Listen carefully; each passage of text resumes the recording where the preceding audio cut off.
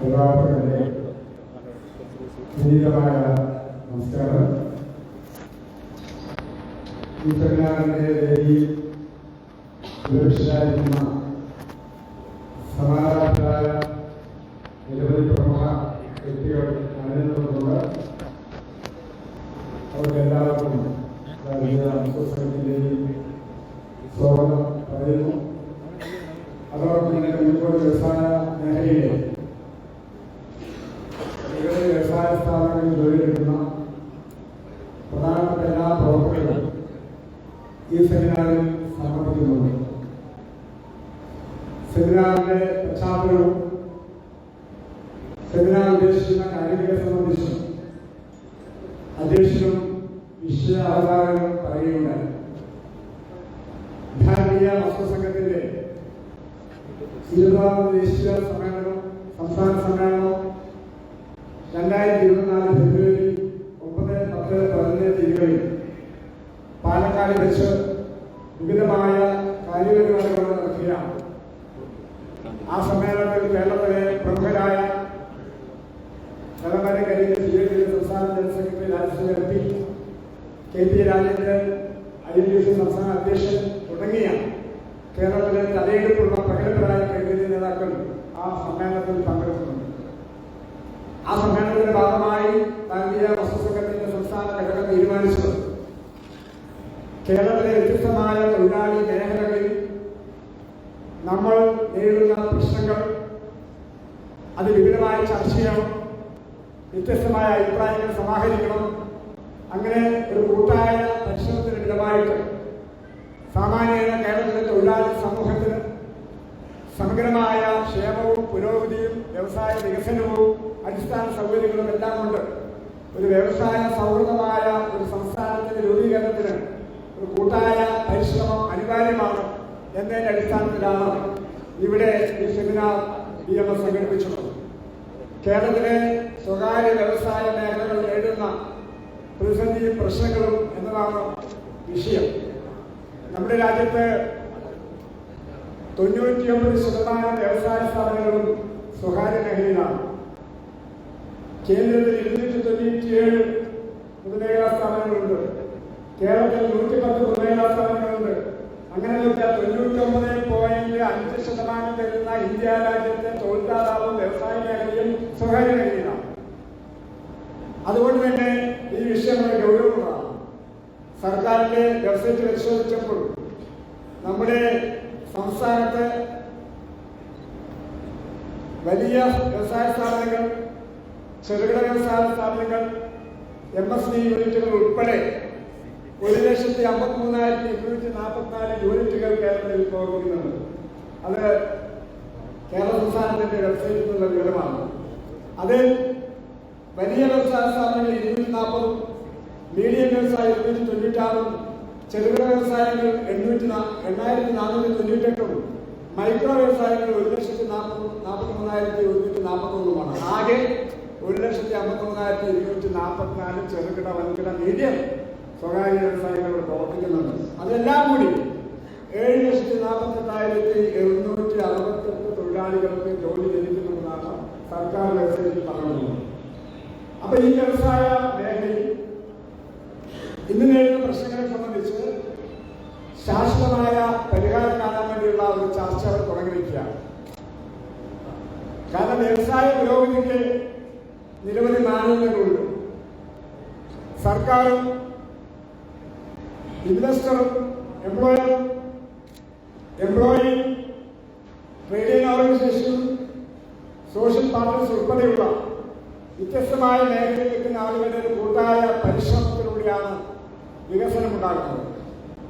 വികസനത്തിന്റെ പാതയിലൂടെ സഞ്ചരിക്കണമെങ്കിൽ വ്യക്തമായ നയങ്ങൾ, ആ നയപരിപാടി ആവിഷ്കരിക്കാൻ ശക്തമായ സമ്മർദ്ദം വേണം.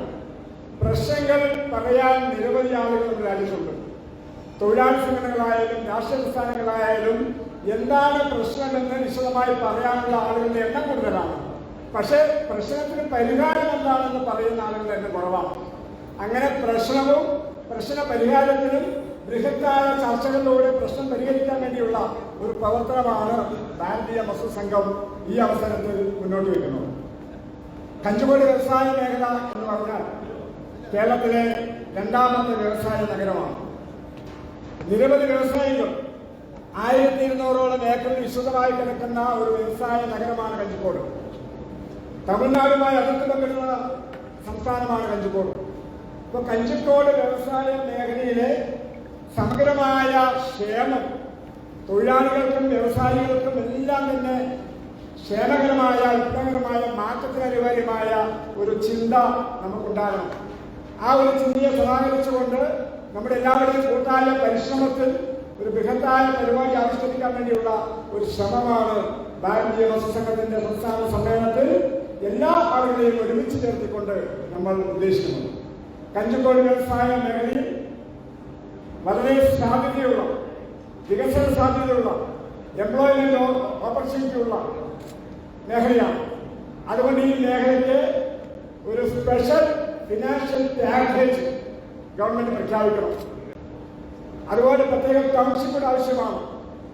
കഞ്ചിക്കോട് വ്യവസായ മേഖലയിലും പാലക്കാട് ജില്ലയിലും ഒരു വ്യവസായ സൗഹൃദത്തിന്റെ ഒരു ത്രികക്ഷി സംവിധാനം മാനേജ്മെന്റും സർക്കാരും തൊഴിലുടമയും എംപ്ലോയർ ആൻഡ് മാനേജ്മെന്റ്, ഇതാണ് ട്രൈപാർട്ടി മെക്കാനിസം. അങ്ങനെ ബൃഹത്തായ രീതിയിൽ നമ്മുടെ ജില്ലയിലെ വ്യവസായ മേഖലയുടെ കൂട്ടായ പ്രവർത്തനത്തിൽ സൗഹൃദമായ രീതിയിൽ വികസനമായ രീതിയിൽ പുരോഗമന രീതിയിൽ പോസിറ്റീവായിട്ട് ചിന്തിക്കാനുള്ള അന്തരീക്ഷം അനിവാര്യമാണ്. ആ രീതിയിൽ നമ്മുടെ വ്യവസായങ്ങൾ തുടങ്ങുമ്പോൾ സ്ഥലം വേണം, അവിടെ വെള്ളം വേണം, വൈദ്യുതി വേണം, മാർക്കറ്റിംഗ് വേണം, റോ മെറ്റീരിയൽസ് വേണം.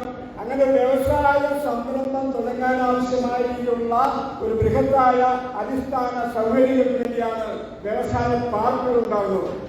ഒരേ വ്യവസായത്തിൽ ഉണ്ടാക്കുന്ന IT പാർക്കുകളും തിരുവനന്തപുരത്ത് എറണാകുളത്തും IT വേണ്ടി മാത്രം സെക്ടറാണ്. ആ രീതി വ്യത്യസ്തമായ വ്യവസായങ്ങൾക്ക് വേണ്ടി പ്രത്യേകമായ സെക്ടറുകൾ കാര്യമാണ്. ആ രീതിയിൽ വ്യാപകമായ രീതിയിൽ സ്ഥലം നമുക്ക് കിട്ടണം.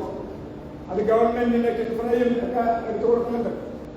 ലാൻഡും പ്രോപ്പർട്ടിയും ഇൻഡസ്ട്രിയിലും റോ മെറ്റീരിയൽസും മാർക്കറ്റിംഗ് വേണം. ഒരു വ്യവസായത്തിന് ബാങ്ക് ലോൺ കൊടുക്കും. ബാങ്ക് ലോൺ കൊടുത്തു കഴിഞ്ഞാൽ വ്യവസായത്തിന് ലോൺ കൊടുത്തു കഴിഞ്ഞാൽ ബിൽഡിംഗ് പണി കഴിഞ്ഞ് എല്ലാ സൗകര്യങ്ങളും കഴിഞ്ഞ് ഉൽപ്പാദനം തുടങ്ങി മാർക്കറ്റിംഗ് തുടങ്ങിയാൽ മാത്രമേ ബാങ്ക് പരിശ്രമിക്കാവൂ. കൊടുത്ത വിറ്റ ഇരിക്കണമല്ലോ. ബാങ്കിലെ പെർഫോമൻസ് ഗവൺമെന്റ് സംവിധാനം ഏകജാലക സംവിധാനം. ഒരു അപേക്ഷ വ്യവസായ സ്ഥാപനം തുടങ്ങാൻ വേണ്ടി ഒരാൾ അപേക്ഷ കൊടുത്തു കഴിഞ്ഞാൽ ഇത്ര ദിവസങ്ങളിലേക്ക് ലൈസൻസ് കൊടുക്കണം. എൻവയറമെന്റ്, അതുപോലെ മെട്രോളജി എൻവയറമെന്റ്, മറ്റൊരു അനവധി ലൈസൻസ് ഉണ്ട്. ഒരു വ്യവസായത്തിന് 28ഓളം വരുന്ന ലൈസൻസുകൾ അനിവാര്യമാണ്. ഇപ്പൊ ഏകജാലക സംവിധാനത്തിൽ ഒരു ഉടമ അല്ലെങ്കിൽ ഇൻവെസ്റ്റർ അല്ലെങ്കിൽ എംപ്ലോയർ ഒരു അപേക്ഷ കൊടുത്തു കഴിഞ്ഞാൽ അപേക്ഷ സംഘടനമായി പരിഹരിക്കാനുള്ള മെക്കാനിസം ഇപ്പോഴുണ്ട്. അത് കാര്യക്ഷമമാക്കണം. മറ്റു സംസ്ഥാനങ്ങൾ എങ്ങനെയാണ്? എത്ര നിലവിലുള്ള യൂണിറ്റുകൾ ഗവൺമെന്റ് സഹായത്തിന്റെ പരിമിതി കാരണം 5 വർഷം വരെ ചില മൊറട്ടോറിയങ്ങൾ കാര്യമുണ്ട്. പക്ഷെ റൺ ചെയ്ത് കഴിഞ്ഞാൽ ഒരു വ്യവസായ സ്ഥാപനം നിരന്തരമായി പ്രവർത്തിക്കുമ്പോൾ അതിന് പ്രതിസന്ധി വരാൻ നിരവധി കാരണങ്ങളുണ്ട്. ഇലക്ട്രിസിറ്റി വൈദ്യുതി പ്രധാന ഘടകമാണ്. വൈദ്യുതി നിരക്ക് കുറയ്ക്കണം, സുലഭമായ വെള്ളം കിട്ടണം, സബ്സിഡി കൊടുക്കണം, റിബേറ്റ് കൊടുക്കണം. ആ രീതിയിൽ രാജ്യവ്യാപകമായി നടക്കുന്ന വികസന പ്രവർത്തന ഭാഗമായി നമ്മുടെ കേരളത്തിൽ വ്യവസായ മേഖലയിൽ വലിയ പാക്കേജുകളും സ്റ്റിമുലേറ്റ് പാക്കേജും പ്രഖ്യാപിച്ചുകൊണ്ട് ഗവൺമെന്റും മാനേജ്മെന്റും തൊഴിലാളി സംഘടനകളും ബാങ്കും ഒരുമിച്ച് ചേർന്നുകൊണ്ട് വികസനാത്മകമായ കാര്യപരിപാടി അവതരിപ്പിക്കണം എന്നുള്ളതാണ് കാലാവസ്ഥ ആഗ്രഹിക്കുന്നത്. ഇവിടെ എംപ്ലോയ്മെന്റ് ഓപ്പർച്യൂണിറ്റി വേണം.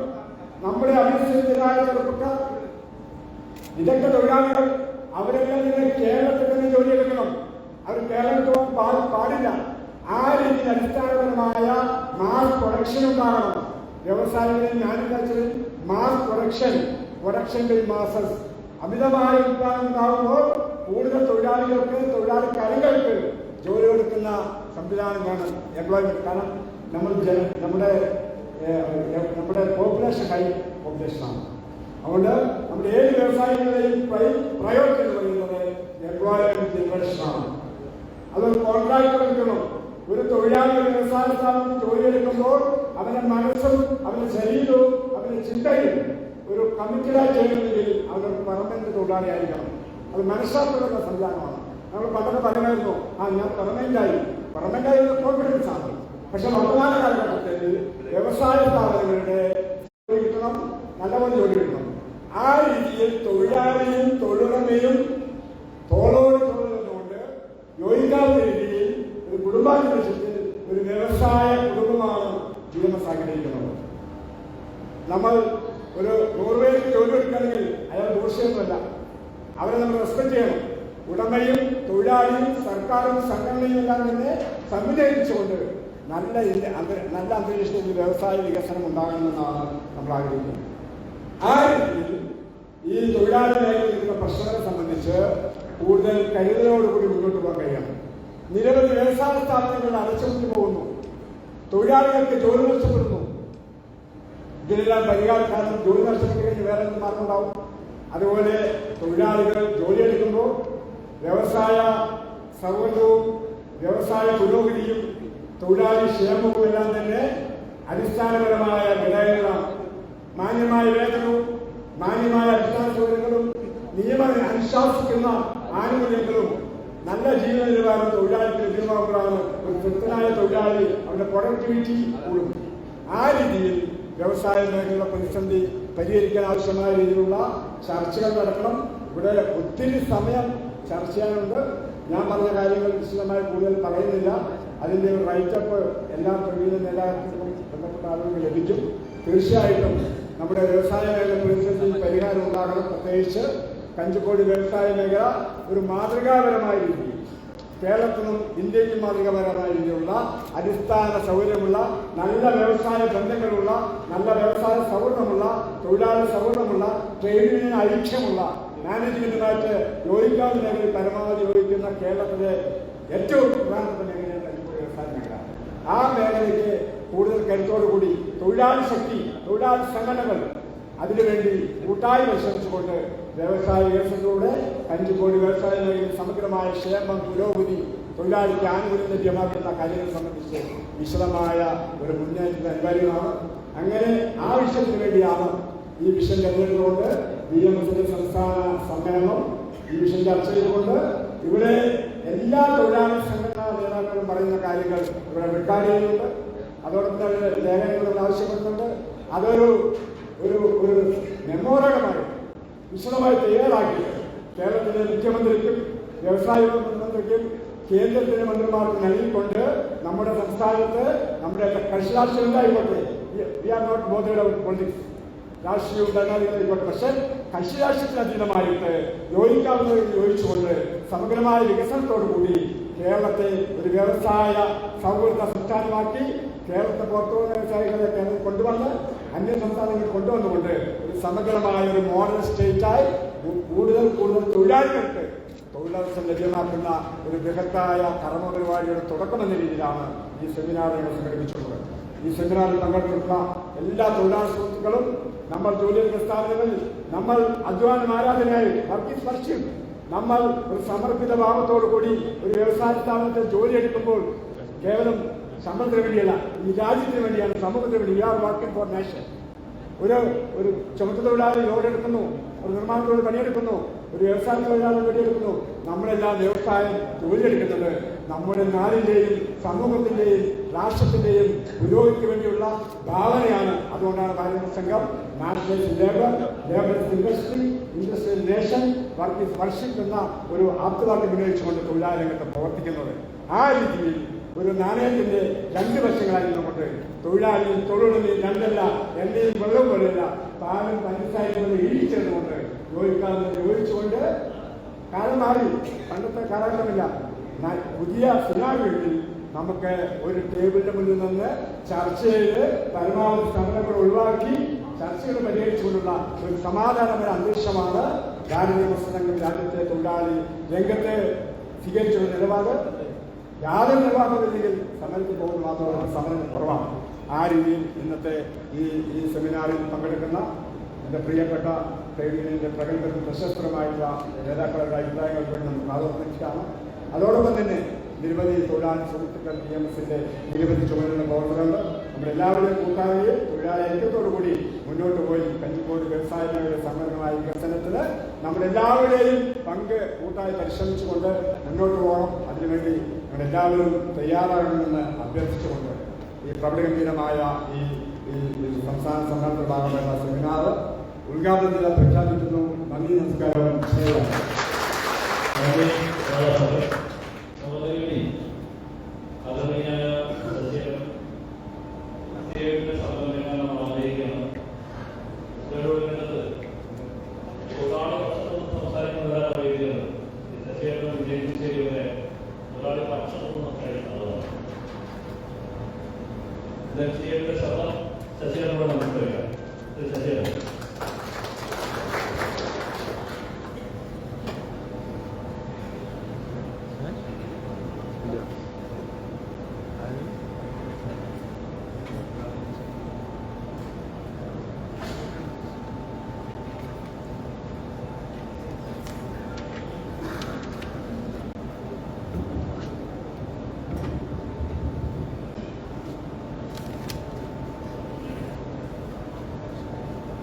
ചടങ്ങിന്റെ അധ്യക്ഷൻ എന്റെ സ്നേഹിതൻ BMSന്റെ സംസ്ഥാന ട്രഷറർ ഭാരതൻ, BMSന്റെ ജില്ലാ സെക്രട്ടറി കെ രാജേഷ്, വിഷയം അവതരിപ്പിച്ച ജില്ലാ വൈസ് പ്രസിഡന്റ് രാജേഷ്, ഈ സെമിനാറിന്റെ ഔപചാരികമായ ഉദ്ഘാടന കർമ്മം നിർവഹിച്ച BMSന്റെ ദേശീയ സെക്രട്ടറി ശ്രീ രാധാകൃഷ്ണൻ, സമാധാനീയനായ AITUCയുടെ സംസ്ഥാന വൈസ് പ്രസിഡന്റ് വിജയേട്ടൻ, AITUCയുടെ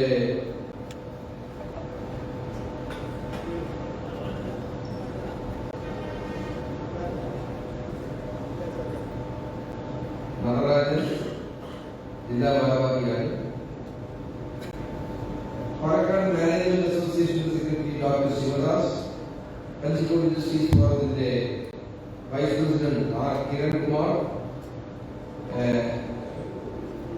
NIPM vice president T Guruvayurappan, പ്രിയപ്പെട്ട സുനിൽ എല്ലാവരും ഉൾപ്പെടെ ഈ വേദിയിൽ സദസ്സിലുള്ള ബഹുമാന്യരെ, പ്രിയപ്പെട്ട ട്രേഡ് യൂണിയൻ പ്രവർത്തകരെ, സുഹൃത്തുക്കളെ, ആദ്യമായി BMSന്റെ സംസ്ഥാന സമ്മേളനത്തോടനുബന്ധിച്ച് വിവിധ ട്രേഡ് യൂണിയൻ സംഘടനകളിലെ നേതാക്കളെ പങ്കെടുപ്പിച്ചുകൊണ്ട് വളരെ ഗൗരവമായ ഒരു വിഷയത്തെ അധികരിച്ച് ഇത്തരമൊരു സെമിനാർ സംഘടിപ്പിച്ച ഇതിന്റെ നേതാക്കളെയും സംഘാടകരെയും ഹൃദയപൂർവ്വം ഞാൻ അഭിനന്ദിക്കുകയാണ്. വളരെ കാലിക പ്രസക്തിയുള്ള ഒരു വിഷയത്തെ അനുകരിച്ചുകൊണ്ടാണ് ഈ സെമിനാർ സംഘടിപ്പിക്കുന്നത്. തീർച്ചയായും ആ കാര്യത്തിലുള്ള വ്യക്തിപരമായി എന്റെ സംഘടനയുടെ പേരിലുള്ള സന്തോഷം ഞാൻ ഈ സന്ദർഭത്തിൽ അറിയിക്കുന്നു. സാമാന്യം നല്ലൊരു സെമിനാറായിട്ടാണ് എനിക്ക് തോന്നുന്നത്. പങ്കാളിത്തം ഈ വിഷയത്തിലേക്ക് കടക്കുന്നതിന് മുമ്പ് ഒരു കാര്യം നിങ്ങളുടെ ശ്രദ്ധയിൽപ്പെടുത്തണം എന്ന് ഞാൻ ആഗ്രഹിക്കുന്നു. ഇവിടെ ഇരിക്കുന്ന നേതാക്കളെല്ലാം ഏറെക്കാലമായി എനിക്ക് അറിയുന്ന നേതാക്കളാണ്. പലരും എന്റെ അടുത്ത സുഹൃത്തുക്കളാണ്. ബാലേന്ദ്രൻ എന്റെ വളരെ അടുത്ത സ്നേഹിതനാണ്. ഞങ്ങളെല്ലാം ഒരുമിച്ചുണ്ടായിരുന്നു. ഞങ്ങളെല്ലാം ഒരുമിച്ചുണ്ടായിരുന്ന 1990 ശേഷം അതുവരെ ഉണ്ടായിരുന്ന നാടിന്റെ സ്ഥിതിഗതികളിൽ കൊടുങ്ങലൊരു മാറ്റം വന്നില്ല. കോൺഗ്രസ് ഗവൺമെന്റ് നേതൃത്വം കൊടുത്തുകൊണ്ട് ഒരു പുതിയ നയം ആവിഷ്കരിച്ച് നടപ്പാക്കിയപ്പോൾ അത് രാജ്യത്തിന്റെ എല്ലാ മേഖലകളിലും അതീവ ഗൗരവമായ പ്രത്യാഘാതങ്ങൾ സൃഷ്ടിക്കും. രാജ്യത്തിന്റെ തൊഴിൽമേഖലയാകെ അപകടപ്പെടും. തൊഴിലാളികളുടെ ജീവിതം പാപ്പരീകരിക്കപ്പെടുന്നു. ആ നയത്തിന് നിലപാടുകൾക്കെതിരായി രാജ്യത്ത് വളർന്നു വന്ന ഒരു ജോയിന്റ് പ്ലാറ്റ്ഫോം എല്ലാ ട്രേഡ് യൂണിയൻസ്, അതിൽ BMS ഉണ്ടായിരുന്നു, നിങ്ങളുടെ സംഘടന ഉണ്ടായിരുന്നത് മാത്രമല്ല, എത്ര തവണയാണ് ഞങ്ങൾ ഒരുമിച്ച് യോഗം ചേർന്ന് യോഗം ചെയ്യുമ്പോഴെല്ലാം ഞങ്ങൾക്ക് താല്പര്യം BMSന്റെ ഓഫീസിൽ വെച്ച് യോഗം ചേരാനാണ്. പാലക്കാട് BMSന്റെ ഓഫീസിൽ യോഗം ഉള്ള ട്രെയിനിങ്ങിന് ഓഫീസുകളിൽ വെച്ച് കമ്പാരിറ്റീവ്ലി സൗകര്യം കൂടുതലുള്ള ഒരു ട്രെയിനിങ്ങിന് ഓഫീസ് ആ സൗകര്യങ്ങളുണ്ട്. ഞങ്ങളുടെ ഓഫീസറില്ലാതെ നമുക്ക് പ്രവർത്തിക്കുന്നുണ്ട്. ഞങ്ങൾ ആ കാര്യങ്ങളൊക്കെ ഞങ്ങൾ പുറകിലാണ്, ഞങ്ങൾക്കൊരു ശ്രമം നടത്തുന്നുണ്ട്. ആ കാര്യം എത്ര വേദികൾ ജോയിൻ സംയുക്തമായിട്ടുള്ള സമരങ്ങൾ സംഘടിപ്പിച്ചു, ഞങ്ങൾ എത്ര വേദികളിൽ ഒരുമിച്ച് പ്രസംഗിച്ചു വന്നത്. പക്ഷെ എവിടെ വെച്ചാൽ ഈ ട്രാക്ക് മാറിപ്പോയത്?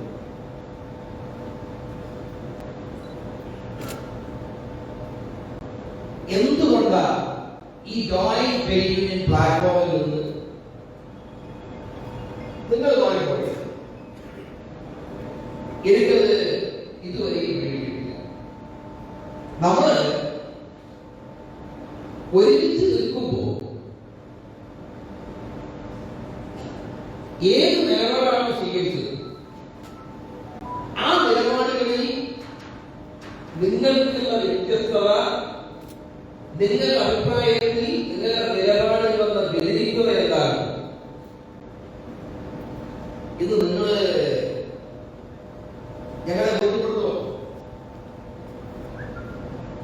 ബോധ്യപ്പെടുത്തിയാൽ ഞങ്ങൾ ബോധ്യപ്പെടാം, അതിന് യാതൊരു പ്രശ്നമില്ല. പക്ഷേ ഞാനൊരു കാര്യം ആദ്യം പറയാം. നിങ്ങൾ മാറിപ്പോകുന്നു എന്ന് പറയുന്നതിൽ ഞങ്ങളവിടെ നിൽക്കില്ല. ഞാനിപ്പോ വിജയപ്രദം ഒരുമിച്ച് ട്രെയിനിങ് സംഘടന വേണ്ടേ? തൊഴിലാളികളുടെ സംഘടനകൾ, രാഷ്ട്രീയ പാർട്ടികൾ അവർക്ക് പറയാനുള്ള കാര്യങ്ങൾ അവർ പറയട്ടപ്പാ. എന്നതാ പ്രശ്നം. രാഷ്ട്രീയ പാർട്ടികളൊന്നും തർക്കിക്കട്ടെ. രാഷ്ട്രീയ നേതാക്കന്മാർ തമ്മിൽ വാദങ്ങളും വാദവിവാദങ്ങളൊക്കെ തർക്ക വിതർക്കങ്ങളെല്ലാം ഉണ്ടാകട്ടെ. ട്രേഡ് യൂണിയൻ സംഘടനകൾക്ക് ഭിന്നത ഉണ്ടാകേണ്ട കാര്യമുണ്ട്. ആ നയം 90-കൾക്ക് ശേഷം രാജ്യത്ത് നടപ്പാക്കിയ വിപൽക്കരമായ നയം, സാമ്പത്തിക നയം, രാജ്യത്തിന്റെ വിവിധ മേഖലകളിൽ വളരെ ഗൗരവമായ കോൺസിക്വൻസസ് ഉണ്ടാക്കിയെന്നുള്ളത് എല്ലാവരും നിങ്ങൾ അംഗീകരിക്കുന്നത്. കാരണം നിങ്ങളുടെ പല നിലപാടുകളിലും BMSന്റെ ദേശീയ നേതൃത്വം ആ കാര്യത്തിലുള്ള അതിർത്തി പലപ്പോഴും പ്രകടിപ്പിച്ചിട്ടുണ്ട്.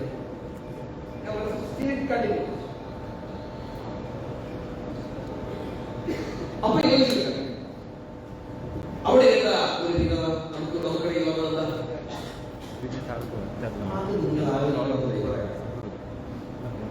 ഞങ്ങളെല്ലാം ആഗ്രഹിക്കുന്നത് രാഷ്ട്രീയ പാർട്ടികളുടെ നിലപാടിൽ നിന്ന് വ്യത്യസ്തമായി ട്രേഡ് യൂണിയൻ സംഘടനകൾ ഒരുമിച്ച് നിൽക്കണം. ഈ കാര്യങ്ങളെല്ലാം ഒരുമിച്ച് നിൽക്കണം, വർദ്ധിച്ച യോജിപ്പ് കെട്ടിപ്പടുക്കണം എന്ന അഭിപ്രായമാണ് എനിക്ക്. ആ കാര്യത്തിൽ നിങ്ങൾ വളരെ ഗൗരവപൂർണമായ ഒരു പുനരാലോചന നടത്തണം എന്ന് ഇതിന്റെ ഭാഗമായി ആദ്യം തന്നെ ആവശ്യപ്പെടാൻ ഞാൻ ആഗ്രഹിക്കുകയാണ്. ഇങ്ങനെ പറയുമ്പോൾ ഞാൻ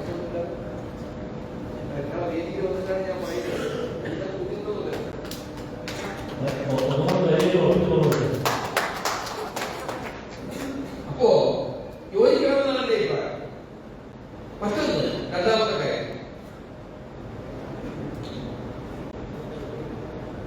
നിങ്ങൾ നോക്കുന്ന നമ്മുടെ കേരളത്തെ സംബന്ധിച്ചാണ് ചർച്ച ചെയ്യുന്നത്. ഈ കേരളത്തിന്റെ വ്യവസായ മേഖലയെ ആധാരമാക്കിയിട്ടുള്ള ഒരു വിഷയം കൂടി ഇതിന്റെ ഭാഗമായി അവതരിപ്പിക്കാമായിരുന്നു എന്നൊരു സാഹചര്യം ഞാൻ അറിയിക്കുന്നു. അപ്പൊ സ്വാഭാവികമായിട്ടും അതിനൊക്കെ തെറ്റ് വരും. നമ്മുടെ പബ്ലിക് സെക്ടർ വരും, പൊതുമേഖല വരും. അപ്പൊ പൊതുമേഖലയുമായി ബന്ധപ്പെട്ടുകൊണ്ട് ഞങ്ങളെ പോലെയുള്ള ട്രേഡ് യൂണിയനുകളിലെ ആളുകൾ പങ്കെടുക്കുന്നു. സ്വാഭാവികമായി നല്ല നിലപാട് പറയാനുണ്ടാവും. ആ നിലപാടിൽ നിങ്ങൾക്ക് യോജിപ്പുണ്ടാവട്ടെ. ഒരു സംയുക്തമായ പ്ലാറ്റ്ഫോമിൽ നിന്നുകൊണ്ട് വ്യത്യസ്തമായ നിലപാടുകൾ അവതരിപ്പിച്ചാൽ അതുകൊണ്ട് ആകാശം പിടിച്ചുവിടാൻ തോന്നില്ലല്ലോ. എന്തായാലും വ്യത്യസ്തമായ നിലപാടുകൾ കൾച്ചറൽ പ്രശ്നകാലത്ത് ഷാങ്ഹായ് തീരുന്നതിന് മുദ്രാവാക്യങ്ങൾ 100 പൂക്കൾ നീങ്ങട്ടെ, 100 ചിന്തകളുടെയും 100 ആശയങ്ങളുടെയും കൂട്ടിക്കോട്ടെ. ശരിയായ ആശയം ആശയിക്കും, സംശയവും വേണ്ട. അവിടെ നമ്മളത് ഒന്ന് കുറച്ചുകൂടി നമ്മളൊന്ന് ചുരുക്കുന്നത് അത് സ്വകാര്യ മേഖലയിൽ മാത്രമായി മാറ്റുകയാണ്.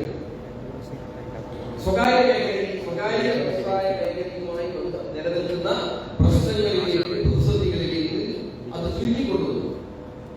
പൊതുവെ നമ്മൾ നോക്കിയാൽ നമ്മുടെ രാജ്യത്തിന്റെ സാമ്പത്തിക ആസൂത്രണ രീതി അനുസരിച്ച് പബ്ലിക് സെക്ടറും പ്രൈവറ്റ് സെക്ടറും രണ്ട് മേഖലയും പൊതുവെ നമ്മുടെ രാജ്യം പ്രാധാന്യം കൊടുക്കുന്നുണ്ട് എന്നാണ് വ്യക്തം. പക്ഷെ ഒരു കാര്യം നമ്മൾ മനസ്സിലാക്കുന്നത് ഇതിന്റെ വിഷയം ഏതാണ് പ്രാധാന്യമുള്ളത്. പൊതുമേഖല ശക്തമായ ഭദ്രമായ ഒരു പൊതുമേഖലയില്ലാതെ, ശക്തമായ പബ്ലിക് സെക്ടർ ഇല്ലാതെ സ്വകാര്യ മേഖലയെ പിടിച്ചു നിൽക്കാനാവില്ല എന്ന് പറയാണ്. സ്വകാര്യ മേഖലയെ അവഗണിക്കാൻ പറ്റില്ല. ഞാൻ ഈ കാര്യം നിങ്ങളോട് പറയും.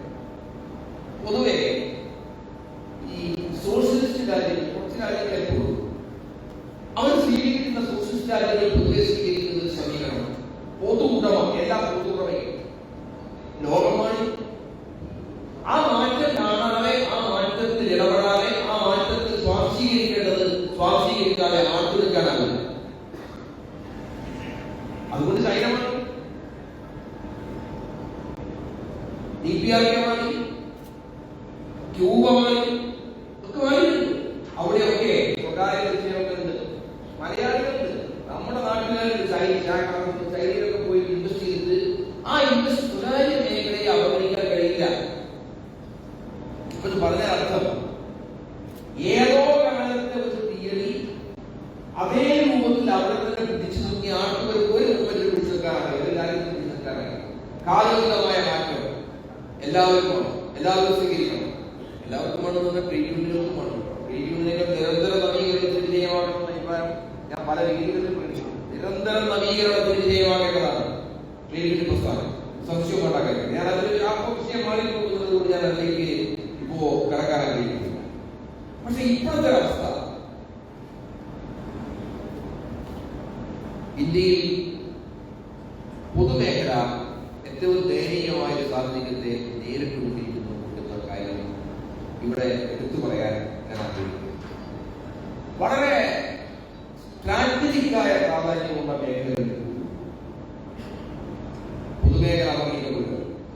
നമ്മുടെ മുമ്പിൽ തന്നെ അതിന്റെ കുറെ ഉദാഹരണങ്ങൾ ഞാൻ ഉദാഹരണങ്ങൾ എടുത്തു പറയാനാണ്. പ്രതിരോധ മേഖല, ഭക്ഷ്യസുരക്ഷാ മേഖല ഉൾപ്പെടെയുള്ള മേഖല. ചില ആളുകൾ സംസാരിക്കാറുണ്ട് ആകാശവും ഭൂമിയും കടലും പാതാളവും ഒക്കെ. അത് വെറുതെ ഉപയോഗമൊന്നുമല്ല. എയർപോർട്ട് പോയാൽ ആകാശം പോയി, തുറമുഖം പോയാൽ കടൽ പോയി. ഭൂമിക്കടിയിലുള്ള കടലിനടിയിലുള്ള പ്രകൃതിവാതക വിഭവങ്ങളെല്ലാം ശേഖരി കൈയടക്കാനുള്ള അവകാശം കോർപ്പറേറ്റുകൾ കൈമാറുന്നതോടുകൂടി പാതാളത്തോടെ കയ്യിൽ പോവാണ്. അങ്ങനെ 4 ലോകവും പലർക്കും നഷ്ടപ്പെടുന്ന അവസ്ഥയിലേക്ക് കാര്യങ്ങൾ എത്തുന്നു. ഇത് രാജ്യത്തിന് ഗുണകരമാണോ എന്നത് നിങ്ങൾ ഗൗരവമായി നിങ്ങളും പരിശോധനത്തിന് വിധേയമാക്കണമെന്ന അഭിപ്രായം. ഇതിൽ 2 വിഷയങ്ങൾ കാര്യത്തിൽ വ്യക്തതയാണ്. സ്വകാര്യവൽക്കരണം, സ്വകാര്യ നിക്ഷേപവും ഒന്നല്ല, അത് തികച്ചും 2ആണ്.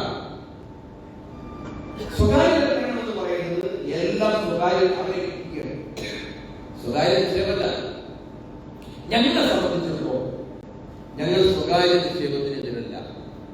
ഞങ്ങൾ സ്വകാര്യ നിക്ഷേപത്തെ പിന്തുണക്കുന്നവരാണ്. സ്വകാര്യ നിക്ഷേപമില്ലാതെ രാജ്യത്ത് ഒരു കാര്യം നടക്കാൻ കഴിയും. ഒരു സംശയമാണ്. ഇവിടെയല്ല, എവിടെയും കഴിയില്ലപ്പാ.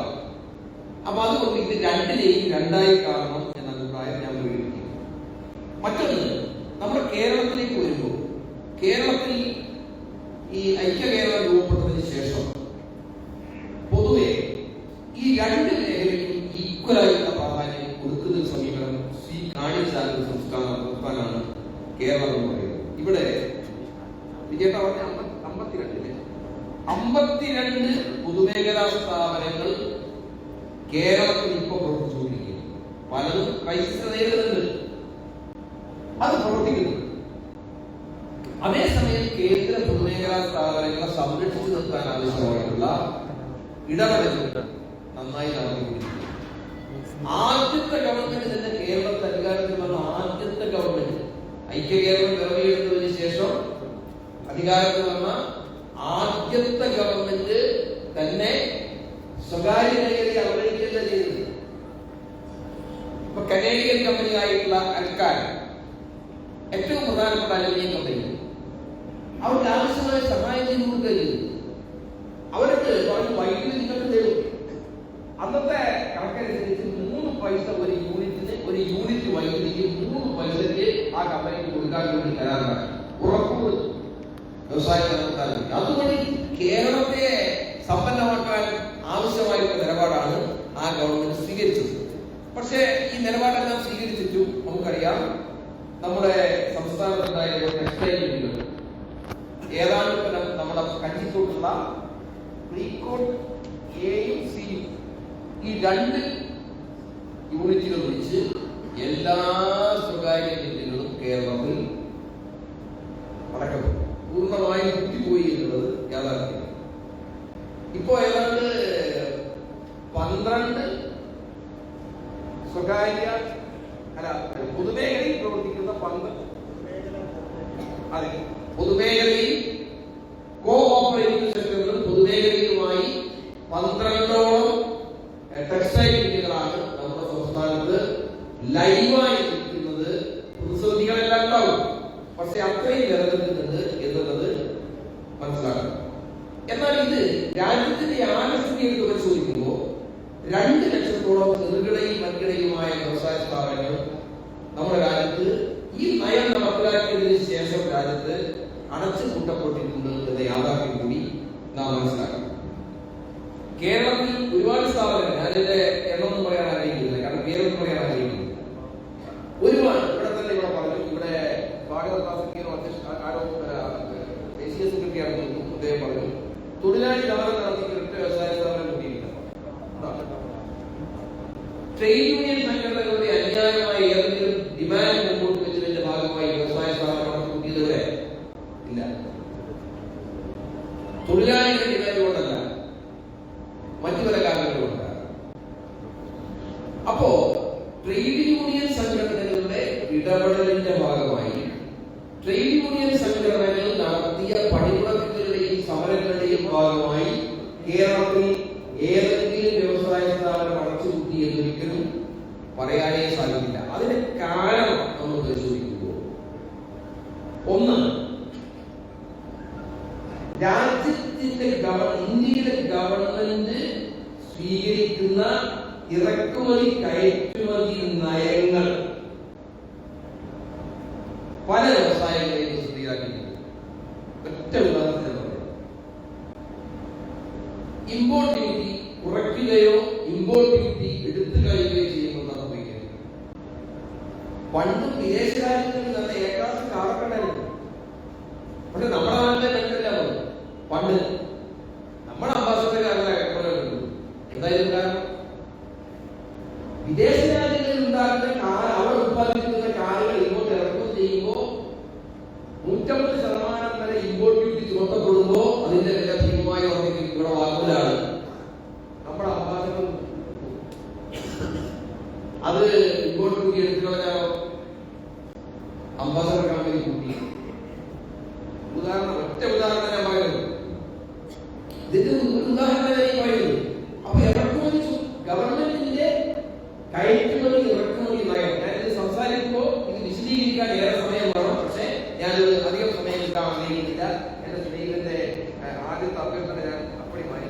ലംഘിക്കില്ല. പരമാവധി ലംഘിക്കാതിരിക്കാൻ വേണ്ടിയുള്ള ശ്രമം ഞാൻ നടത്തും.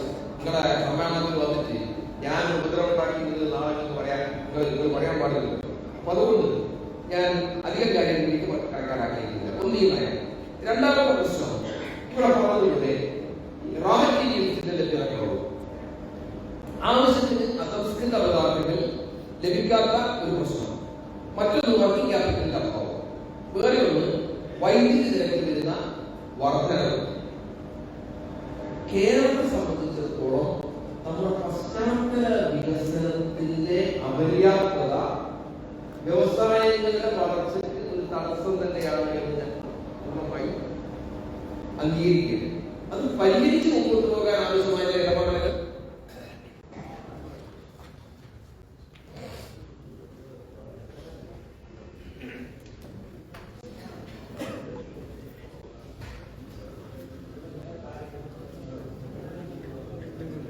പോയ സമയത്ത് കൂട്ടുണ്ടല്ലോ പറയാൻ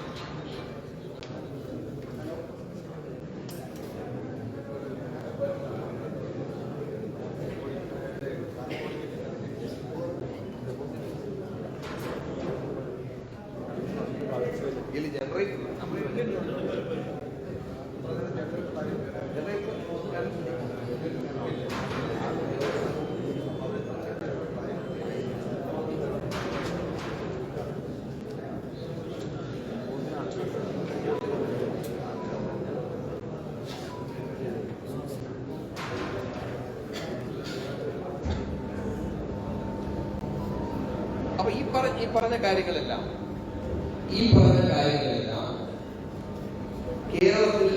കേരളത്തെ ബാധിക്കുന്ന നമ്മുടെ വ്യവസായ മേഖലയെ ബാധിക്കുന്ന പ്രശ്നങ്ങളാണ്. അതോടൊപ്പം തന്നെ മറ്റൊരു ഗൗരവമായ പ്രശ്നം, ആ പ്രശ്നം നമ്മൾ പ്രത്യേകമായി ശ്രദ്ധിക്കുന്നത്. അപ്പൊ നമ്മുടെ വ്യവസായ സ്ഥാപനങ്ങളിൽ ഉത്പാദിപ്പിക്കുന്ന ഉൽപ്പന്നങ്ങളിൽ പല ഉൽപ്പന്നങ്ങളുടെയും മാർക്കറ്റ്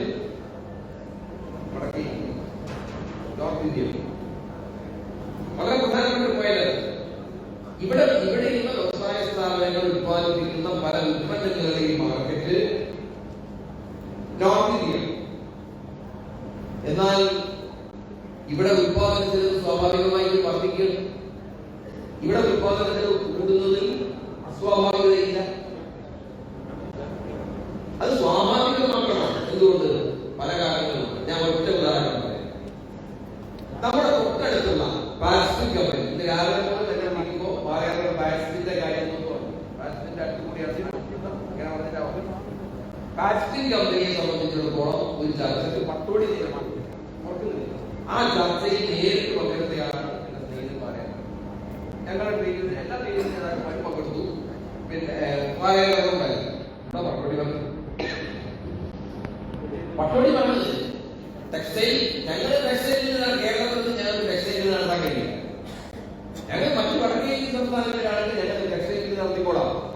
കാരണം ഞങ്ങൾ അവിടെ വിമാനം ഇറങ്ങിയാൽ അത് മുതൽ തിരിച്ച് വിമാനത്തിൽ കയറുന്നത് വരെ ഞങ്ങളുടെ എല്ലാ ചെലവും ആ സംസ്ഥാന ഗവൺമെന്റ് വഹിക്കും. ഞങ്ങളുടെ ബഹുമാന്യതയോട് കൂടി സ്വീകരിക്കും. ഞങ്ങളുടെ എക്സ്പെൻഡിച്ചർ എല്ലാം അവലംബിക്കും. നമുക്ക് സാധിക്കും.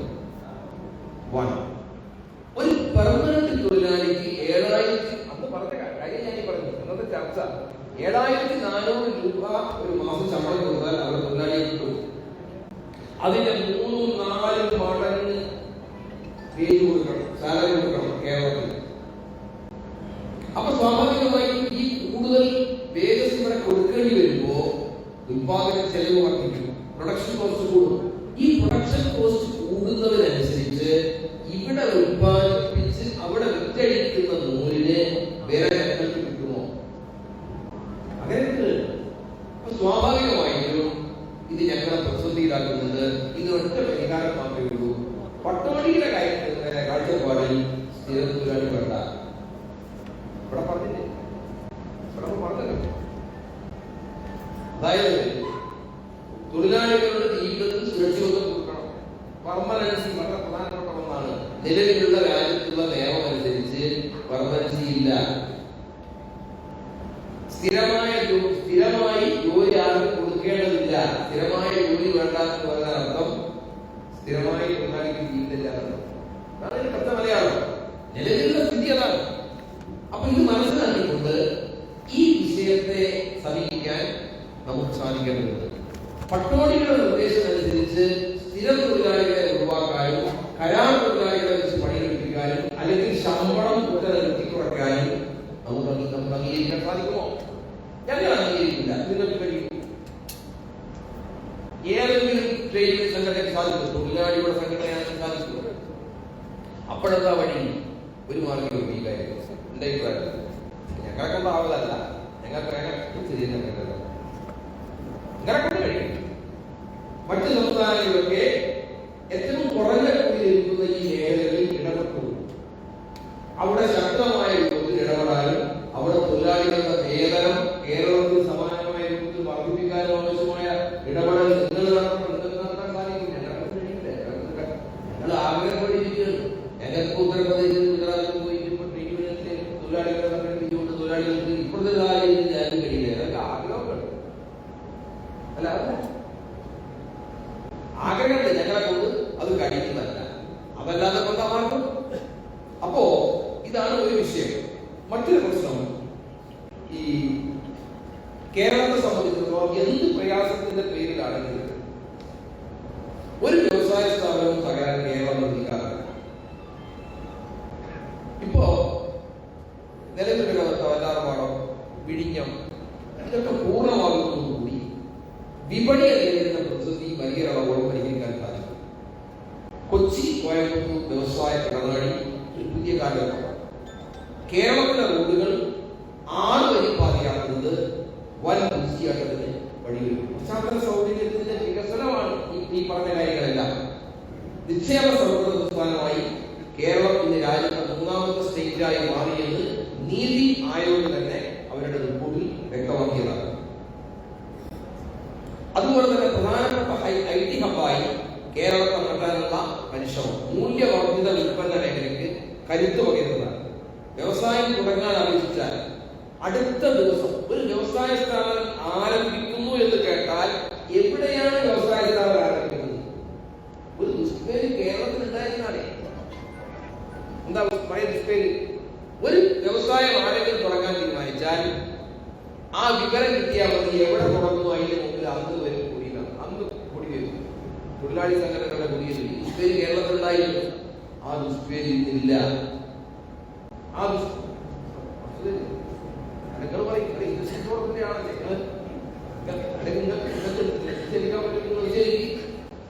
ഇന്ന് അങ്ങനെ വ്യവസായ സ്ഥാപനം തുടങ്ങുമ്പോ ആ വ്യവസായ സ്ഥാപനം അടച്ചുപൂട്ടാനുള്ള നിലപാടിലേക്ക് ട്രേഡിംഗ് സംഘടനകൾ ഒരു ട്രേഡ് യൂണിയൻ പോലും നമ്മുടെ രാജ്യത്ത് കേരളത്തിൽ പ്രവർത്തിക്കുന്ന ഒരു തൊഴിലാളി സംഘടനയും അത്തരം നിലപാടുകൾ സ്വീകരിക്കാറില്ല എന്നുള്ളത് അത്തരം നല്ല അവസ്ഥയിലേക്ക് മാറിയത് ട്രേഡ് യൂണിയൻ സംഘടനകളുടെ യോജിച്ച സമീപനത്തിന്റെ കൂടി ഭാഗമായിട്ടാണ്. അതേപോലെ തന്നെ മറ്റൊരു പ്രധാനപ്പെട്ട കാര്യം നോക്കുകൂലി സമ്പ്രദായം. നോക്കുകൂലി സമ്പ്രദായം ഒരു പരിധി വരെ അവസാനിപ്പിക്കാൻ സാധിച്ചത് തൊഴിലാളി സംഘടനകളുടെ നല്ല ഇടപെടലിന്റെ ഭാഗമായിട്ടാണ്. ഇത്തരം കാര്യങ്ങളിലെല്ലാം ഈ യോജിപ്പ് പോലെ വ്യവസായ സ്ഥാപനം തുടങ്ങുന്നു. 3 മാസത്തിനുള്ളിൽ 3 ദിവസത്തിനകം അപേക്ഷ കൊടുത്താൽ ക്ലിയറൻസ് കൊടുത്തില്ലെങ്കിൽ അത് ഡീംഡ് സാങ്ഷനായി കണക്കാക്കുന്നത് ബഹുമാന്യനായ മുഖ്യമന്ത്രി പറഞ്ഞത് ഇപ്പൊ നിയമമായി കഴിഞ്ഞു. മറ്റു കാര്യങ്ങളിലേക്ക് ഈ അങ്ങനെ ഒരു നല്ല സാഹചര്യം കേരളത്തിൽ നിലനിൽക്കുന്നുണ്ട് എന്ന് മാത്രം ചൂണ്ടിക്കാണിച്ചു. ഇതിന്റെ അർത്ഥം കേരളത്തിലെ എല്ലാ തൊഴിൽ മേഖലകളിലും വളരെ സമാധാനപരമായ അന്തരീക്ഷമാണ്, ഒരു അരാജക പ്രവണതയില്ല എന്നല്ല ഞാൻ ഈ പറഞ്ഞതിന്റെ അർത്ഥം. ആ ബാക്കി അവശേഷിക്കുന്ന അരാജക പ്രവണതകൾ കൂടി അവസാനിപ്പിക്കാൻ തൊഴിലാളി രംഗത്തുള്ള അനാവശ്യമായ മത്സരങ്ങൾ ഒഴിവാക്കണം. തൊഴിലാളി കിടമത്സരം ഒഴിവാക്കണം. ഈ അഭിപ്രായം ഞാൻ നിങ്ങളുടെ ചർച്ചയ്ക്ക് വേണ്ടി നിങ്ങളുടെ മുമ്പാകെ വയ്ക്കുകയാണ്. തൊഴിലാളി രംഗത്ത് തൊഴിലാളി സംഘടനകളുടെ കിടമത്സരം ഒഴിവാക്കുക. നയത്തിന്റെ കാര്യത്തിൽ നമുക്ക് ഏറ്റുമുട്ടാം. വ്യത്യസ്തമായ നയസമീപനങ്ങൾ ഉണ്ടെങ്കിൽ നമുക്ക് ഏറ്റുമുട്ടാം. അതല്ലാത്ത രൂപത്തിലുള്ള കിടമത്സരങ്ങൾ നമുക്ക് പരിപൂർണമായും അവസാനിപ്പിക്കാൻ സാധിക്കണം. എടുക്കുന്ന നിലപാടുകൾ, ഗവൺമെന്റ് എടുക്കുന്ന നിലപാടുകളുടെ നിലപാട് നമ്മൾ സ്വീകരിക്കുമ്പോൾ ആ ഗവൺമെന്റിന്റെ നിറത്തെ അല്ല നോക്കിക്കാണുന്നത്. ആ ഗവൺമെന്റിന്റെ നിറത്തേക്കാൾ പ്രധാനം ഗവൺമെന്റിന്റെ നയമാണ് എന്നുകൂടി ഓർമ്മിച്ചുകൊണ്ട് ഒരിക്കൽ കൂടി ഞാൻ നിങ്ങളോട് പറയുന്നു, നമ്മളൊക്കെ തമ്മിലുണ്ടായിരുന്ന യോജിപ്പ് ഇല്ലാതായതിൽ ഉള്ള എന്താ പറയുന്നത് ഉള്ള പ്രയാസം ഒരിക്കൽ കൂടി നിങ്ങളുമായി ഞാൻ പങ്കുവയ്ക്കുകയാണ്. നല്ല യോജിപ്പിൽ പോകേണ്ടവരാണ് നമ്മളൊക്കെ. തൊഴിലാളി നമ്മൾ ഒരുമിച്ച് നാളെയും പോകാൻ സാധിക്കണം എന്നും കൂടി ഇതിന്റെ ഭാഗമായി ചൂണ്ടിക്കാണിച്ചുകൊണ്ട് നിങ്ങളുടെ സമ്മേളനത്തിന്, നിങ്ങളുടെ ഈ സെമിനാറിന് എല്ലാവിധ ആശംസകളും പകർന്നുകൊണ്ട് എന്റെ വാക്കുകൾ അവസാനിപ്പിക്കുന്നു.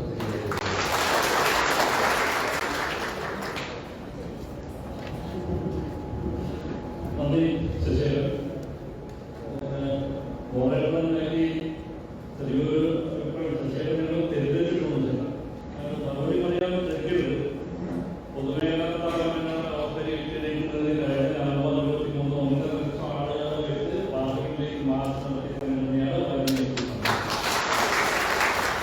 അഭിപ്രായമായിരുന്നു. അതുകൊണ്ട് തന്നെ കേരളം കേസാറ് ബിജെപിയുടെ അഖിലേന്ത്യാ സംസ്ഥാന സെക്രട്ടറി നമ്മുടെ സംസ്ഥാന സമ്മേളനത്തിന് ക്ഷണിച്ചിട്ടുണ്ട്. അവിടെ വെച്ച് ദേശീയ ജനസംഘത്തിന് വലിയ ആശയം ഒരുമിച്ച് സംബന്ധിക്കാൻ മാത്രം അവിടെയും ഉണ്ട്. ആകെ ഒരു പ്രശ്നത്തിൽ കേന്ദ്ര സ്വകാര്യവൽക്കരിച്ചാലും ഏത് സംസ്ഥാന സ്വകാര്യവൽക്കരിച്ച് ഒരേ നയമുള്ളത് മാത്രമാണ്. ഞങ്ങളെന്തായാലും ഈ നയത്തോട് ചില കൂടെയാണ്. അത് പൊതുമേഖലാ സ്ഥാപനങ്ങൾക്ക് സിനിമ എറണാകുളത്ത് വെച്ച് 22-ാം തീയതി അത് കേന്ദ്രത്തിൽ ഉദ്ഘാടനം ചെയ്തു. മുൻ ട്രാൻസ്പോർട്ട് മന്ത്രി ആന്റണിരാജ് പങ്കെടുക്കുന്നുണ്ട്. മുൻ MP സെബാസ്റ്റ്യൻ കോളേജിൽ പങ്കെടുക്കുന്നത്. നമ്മൾ കേന്ദ്ര സർക്കാരിനെ ആണെങ്കിലും വിമർശിച്ചുകൊണ്ട് തന്നെ ഒരു സർക്കാർ എറണാകുളത്ത് നടത്തുന്നുണ്ട്. എന്തായാലും നന്ദി ശശികലൻ. എല്ലാ അഭിപ്രായങ്ങളും മാനിച്ചുകൊണ്ട് അത് കൂടെ ഒരുമിച്ച് അഭിപ്രായങ്ങൾ രേഖപ്പെടുത്തിക്കൊണ്ട് ഇതിലേറ്റവും വിജയന്റെ സംസ്ഥാന പ്രസിഡന്റെല്ലാം സാധിക്കും.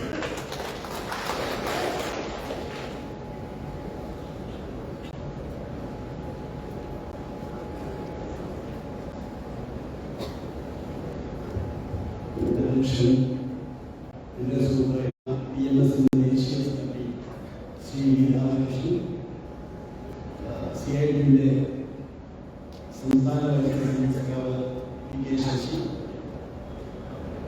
INTUC സംസ്ഥാന vice president Shri Natarajan, Palakkad management അസോസിയേഷന്റെ ഡോക്ടർ പി ശിവദാസ്, IFFIന്റെ vice president Shri R Kirankumar, NIPM അതിൻ്റെ വൈസ് പ്രസിഡന്റ് ശ്രീ ഗുരുവായൂരപ്പൻ, സ്വാഗതം രാജേഷ്, സലിം തിരുവിതാംകൂർ, പ്രിയപ്പെട്ട തൊഴിലാളി സുഹൃത്തുക്കളെ, BMS-ന്റെ 20ാമത് സംസ്ഥാന സമ്മേളനത്തിന്റെ ഭാഗമായി ഇതുപോലെ ഒരു സെമിനാർ കേരളത്തിന്റെ 2ാം വ്യവസായ മേഖല എന്നറിയപ്പെടുന്ന മഞ്ചിക്കോട് വ്യവസായ മേഖലയെ സംഘടിപ്പിച്ചതിന് AITUC-യുടെ പേരിൽ ആത്മമായി അഭിവാദനം ചെയ്യുന്നു. എല്ലാവിധ മംഗളാശംസകളും നേരുകയാണ്. എനിക്കൊരു വിഷയമുള്ളത് ഈ വിഷയത്തെക്കുറിച്ച്, സത്യത്തെക്കുറിച്ച്, അതിന് നിലപാടുകൾ കേരളത്തിലെ വ്യവസായ മേഖലകളുടെ പ്രതിസന്ധികളും പരിഹാരങ്ങളും വേണമെങ്കിൽ കാണാം. അല്ലെങ്കിൽ ഭാരതത്തിലെ വ്യവസായ മേഖലയിലെ പ്രതിസന്ധികളും ഇന്നത്തെ പ്രതിസന്ധികളും പരിഹാരങ്ങളുമാണ്. ശ്രീ ശശി ഇവിടെ ചൂണ്ടിക്കാണിച്ചു. നമുക്കെല്ലാവർക്കും അറിയാം, ഈ വ്യവസായ മേഖലയിൽ സ്വകാര്യ നിക്ഷേപകരുണ്ട്. അതുപോലെ തന്നെ ഈ രാജ്യത്തിന്റെ പ്രധാനപ്പെട്ട മർമ്മപ്രധാനമേറിയ പബ്ലിക് സെക്ടറും. ഈ രണ്ട് സെക്ടറും യാതൊരു വ്യത്യാസമില്ലാതെ ഈ രാജ്യത്തിന്റെ ഉത്പാദനത്തിന് ഏറ്റവും വലിയ നിർണായകമായി സംഭാവന ചെയ്യുന്ന രണ്ട് സെക്ടർ. AITUC സംബന്ധിച്ചിടത്തോളം വളരെ അതിനു മുമ്പ് തന്നെ 75 കാലഘട്ടത്തിൽ ഞങ്ങളുടെ ദേശീയ നേതാവായ എസ് എ ലാംഗെ അദ്ദേഹം സമ്മേളനത്തിൽ അവതരിപ്പിച്ച 2 പില്ലർ പോളിസി, അതിൽ പബ്ലിക് സെക്ടറും പ്രൈവറ്റ് സെക്ടറും അതിൽ പ്രാധാന്യം കുറയ്ക്കാതെ തന്നെ അത് ഏതൊക്കെ സെക്ടറുകളിൽ പബ്ലിക് സെക്ടർ വേണം എന്ന് ഊന്നി പറഞ്ഞുകൊണ്ട് സംഘടനകൾക്ക് ഒരു പാഠമായി അദ്ദേഹം അന്ന് വെക്കുകയുണ്ടായി. അത് തീർച്ചയായും ജനങ്ങളുമായി ബന്ധപ്പെട്ട സർവീസ് മേഖല, ജനങ്ങളുമായി ബന്ധപ്പെട്ട പവർ, അല്ലെങ്കിൽ ഈ രാജ്യത്തിന്റെ സെൻസിറ്റീവ് മേഖലകളായ ഡിഫൻസ് ഉൾപ്പെടെയുള്ള കോഡ് ഉൾപ്പെടെയുള്ള പല സെക്ടറുകളും അത് പബ്ലിക് സെക്ടറിൽ തന്നെ വേണം എന്ന് ഊന്നി പറഞ്ഞുകൊണ്ട് മുന്നോട്ട് പോകുന്ന ഒരു നയം വളരെ കാലമായിട്ട് മുന്നോട്ട് വെച്ചുകൊണ്ടിരിക്കണമെന്ന് ഞാൻ ഈ അവസരത്തിൽ നിങ്ങളോട് എല്ലാവരും അറിയാൻ വേണ്ടി. കാരണം ഇന്ന് പ്രത്യേകിച്ച് ഞാൻ ഭരണാധികാരിയെ കുറ്റം പറയുന്നില്ല, അവരുടെ നയം അതിനനുസൃതമായി ഇന്ന് രാജ്യത്ത് മുന്നോട്ട് പോകുന്ന സാഹചര്യത്തിൽ ശ്രീ രാധാകൃഷ്ണൻ ഉൾപ്പെടെ എനിക്കറിയാം BMS-ന്റെ ദേശീയ നേതൃത്വം ഉൾപ്പെടെ ഉൾപ്പെടെ ഇന്ന് അനുവർത്തിച്ചു വരുന്ന ദേശീയ ഗവൺമെന്റിന്റെ പല തെറ്റായ നയങ്ങൾക്കെതിരായി പ്രസ്താവനകൾ ഇറക്കി. കേരളത്തിൽ ചിലപ്പോൾ വന്നിട്ടാവും പ്രസ്താവനകളൊക്കെ, അല്ലെങ്കിൽ ദേശീയ തലത്തിൽ ഡൽഹിയിൽ വെച്ച് പ്രസ്താവന ഇറക്കിക്കൊണ്ട് പല നയങ്ങൾക്കും അനുകൂലമല്ലെന്ന് തെളിയിക്കുക. അത് തൊഴിലെടുക്കുന്ന തൊഴിലാളികളുടെ വികാരമാണ്. തീർച്ചയായും അതിന് പ്രാധാന്യം കൊടുക്കണം എന്ന് തന്നെയാണ് ഞാൻ വളരെ സമയമെടുത്ത് പറയുന്നില്ല. തീർച്ചയായും പറയേണ്ട ചില കാര്യങ്ങൾ പറയേണ്ടവരെ ഇപ്പം അവരാണ് ചെയ്യുന്നത്. കേരളത്തിൽ ഇന്ന് ഈ സ്വകാര്യ വ്യവസായ മേഖലയ്ക്ക് ആവശ്യമായ സഹായങ്ങൾ ചെയ്തു കൊടുക്കുന്ന ഒരു ഗവൺമെന്റാണ് എന്നുള്ളത് ഞങ്ങൾക്ക് ഇന്നലെ ബഹുമാനപ്പെട്ട വ്യവസായ മന്ത്രിയുടെ അധ്യക്ഷതയിൽ ഒരു യോഗം കൂടിയാണ്. കേരളത്തിലെ പൊതുമേഖല വ്യവസായ മേഖലയിലെ ഒരു ഫോറം കണ്ട് റിയാവായി, അതിപ്പോൾ DPT bureau of public regulation എന്ന് പറയുന്ന കമ്മിറ്റിയിലെ ആ വ്യവസായ മേഖലയിൽ ഈ ഗവൺമെന്റ് നടപ്പിലാക്കിയ ചില വസ്തുതകളും അതിലെ പ്രയാസങ്ങളും അതിന്റെ തീർച്ചയായും പ്രേരിപ്പിക്കുന്ന അഭിപ്രായങ്ങൾ ചർച്ച ചെയ്യാൻ വേണ്ടി ഇന്നലെ ഒരു യോഗം വിളിച്ചു. CITയുടെ അലവരങ്ങളുണ്ട്, INTUCയുടെ ശ്രീമാൻ ചന്ദ്രശേഖരൻ ഉണ്ടായിരുന്നു, BMS-ന്റെ അജിത്ത് ഉണ്ടായിരുന്നു, ST ഉണ്ടായിരുന്നു, AITUC ഞങ്ങൾക്കുണ്ടായിരുന്നു. വിശദമായി ചർച്ച ചെയ്തു. അജിത്ത് അവിടെ പ്രകടിപ്പിച്ച കാര്യങ്ങൾ ഞങ്ങൾക്ക് അറിയാൻ അതിന് മറുപടി പറഞ്ഞുകൊണ്ട് ഇവിടെ ശ്രീമാൻ രാധാകൃഷ്ണൻ ഈ രേഖയുടെ റിപ്പോർട്ടിൽ പറയുകയാണ്, MSME എന്ന് പറയുന്ന ചെറുകിട വ്യവസായ മേഖലയിൽ കേരളത്തിൽ 2,46,000 യൂണിറ്റ്, ഏകദേശം 4 ലക്ഷത്തിലേക്ക് സ്വയം തൊഴിൽ എന്ന രീതിയിൽ വിഭാവനം ചെയ്യുന്ന തൊഴിൽ നിർദ്ദേശിക്കാൻ അത് 70,000-ഓളം പേർക്ക് സ്ത്രീ തൊഴിലാളികളാണ് എന്ന് മാത്രമല്ല സ്വാഭാവികമാണ്. തീർച്ചയായും ഈ പുതിയ സംരംഭങ്ങൾക്ക് നേരിടുന്ന ഒരുപാട് പ്രശ്നങ്ങളുണ്ട്. ആ പ്രശ്നങ്ങൾ ഒരു പരിഹാരം അല്ലെങ്കിൽ അതിനാവശ്യമായ നടപടികൾ സ്വീകരിക്കാൻ സർവീസ് ക്ലിനിക്കൽ സർവീസ് സെന്റർ എന്ന രീതിയിൽ ജില്ലാ തലത്തിൽ ഈ ഗവൺമെന്റ് വിഭാവനം ചെയ്തുകൊണ്ട് നടപ്പാക്കി. എന്നാൽ അത് പൂർണ്ണമാകുന്നില്ല. തീർച്ചയായും ഇതിലെ പ്രധാനപ്പെട്ട പ്രശ്നം ഞാൻ മനസ്സിലാക്കുന്നത് വ്യവസായ പ്രത്യേകിച്ച് സ്വകാര്യമെന്നോ പബ്ലിക് സെക്ടറെന്നോ പ്രൈവറ്റ് സെക്ടർ എന്നൊഴിച്ച് ഈ ഗവൺമെന്റ് അല്ലെങ്കിൽ പൊതുവായ ദേശീയ ഗവൺമെന്റ് ആയാലും സംസ്ഥാന ഗവൺമെന്റ് ആയാലും എടുക്കുന്ന അപ്രോച്ചാണ്. ഇവിടെ ശശി പറഞ്ഞു ഞങ്ങൾക്കായിരുന്നു ഒരു പ്രത്യേക എതിർപ്പില്ല. അത് INPC ആയാലും CIP ആയാലും BMS ആയാലും ATC ആയാലും ഈ കത്തിക്കോട് വ്യവസായ മേഖലയിൽ ഇന്നൊരു തൊഴിലാളി സൗഹൃദ അന്തരീക്ഷമുണ്ട്. അത് അതുപോലെ തന്നെ സമരങ്ങൾ ഉണ്ടായിരുന്ന എത്ര കാലങ്ങൾ അഗ്രിമെന്റ് ലോങ് ടേം അഗ്രിമെന്റ് പല സെക്ഷനുകളും ഈ കോവിഡ് കാലത്തിന് ശേഷം കഴിഞ്ഞ 4 കാലം പൂർത്തിയാക്കി. ക്ഷമയോടുകൂടി കാത്തിരുന്ന ഒരു തൊഴിലാളി സമൂഹം ഇതായി കത്തിക്കൂടി വ്യവസായം അങ്ങനെ പലതും സഹിച്ച് പ്രയാസപ്പെട്ട് തന്റെ തൊഴിൽ സംരക്ഷിക്കുന്നതിന് വേണ്ടി എല്ലാ വിട്ടുവീഴ്ചകളും ചെയ്തുകൊണ്ട് മുന്നോട്ട് പോകുന്ന ഒരു തൊഴിലാളി സമൂഹമാണ് പഴയതിൽ നിന്ന് വ്യത്യസ്തമായി ഇത് കത്തിക്കോടായ കേരളത്തിൽ ഉണ്ടായിരുന്നത്. ആ ഒരു സൗഹൃദ അന്തരീക്ഷത്തിൽ ഈ വ്യവസായം എങ്ങനെ പോകണം എന്നുള്ളത് പരസ്പരം ആലോചിക്കണം. ഉദാഹരണമായിട്ട് ഈ കത്തിക്കോട് ഈ സെമിനാർ ചർച്ച ചെയ്യുമ്പോൾ ടെക്സ്റ്റൈൽ ആണ് പ്രധാനമായിട്ടും ഒരു വലിയ ടെക്സ്റ്റൈൽ കേന്ദ്രമാണ് കോയമ്പത്തൂർ പോലെ നമ്മുടെ എറണാകുളത്തെ ആലുവ സിറ്റി, അവിടെ അശോക, കാത്തായി, ചാക്കോള, അവസാനം GTL എല്ലാ സ്വകാര്യ വീടുകളും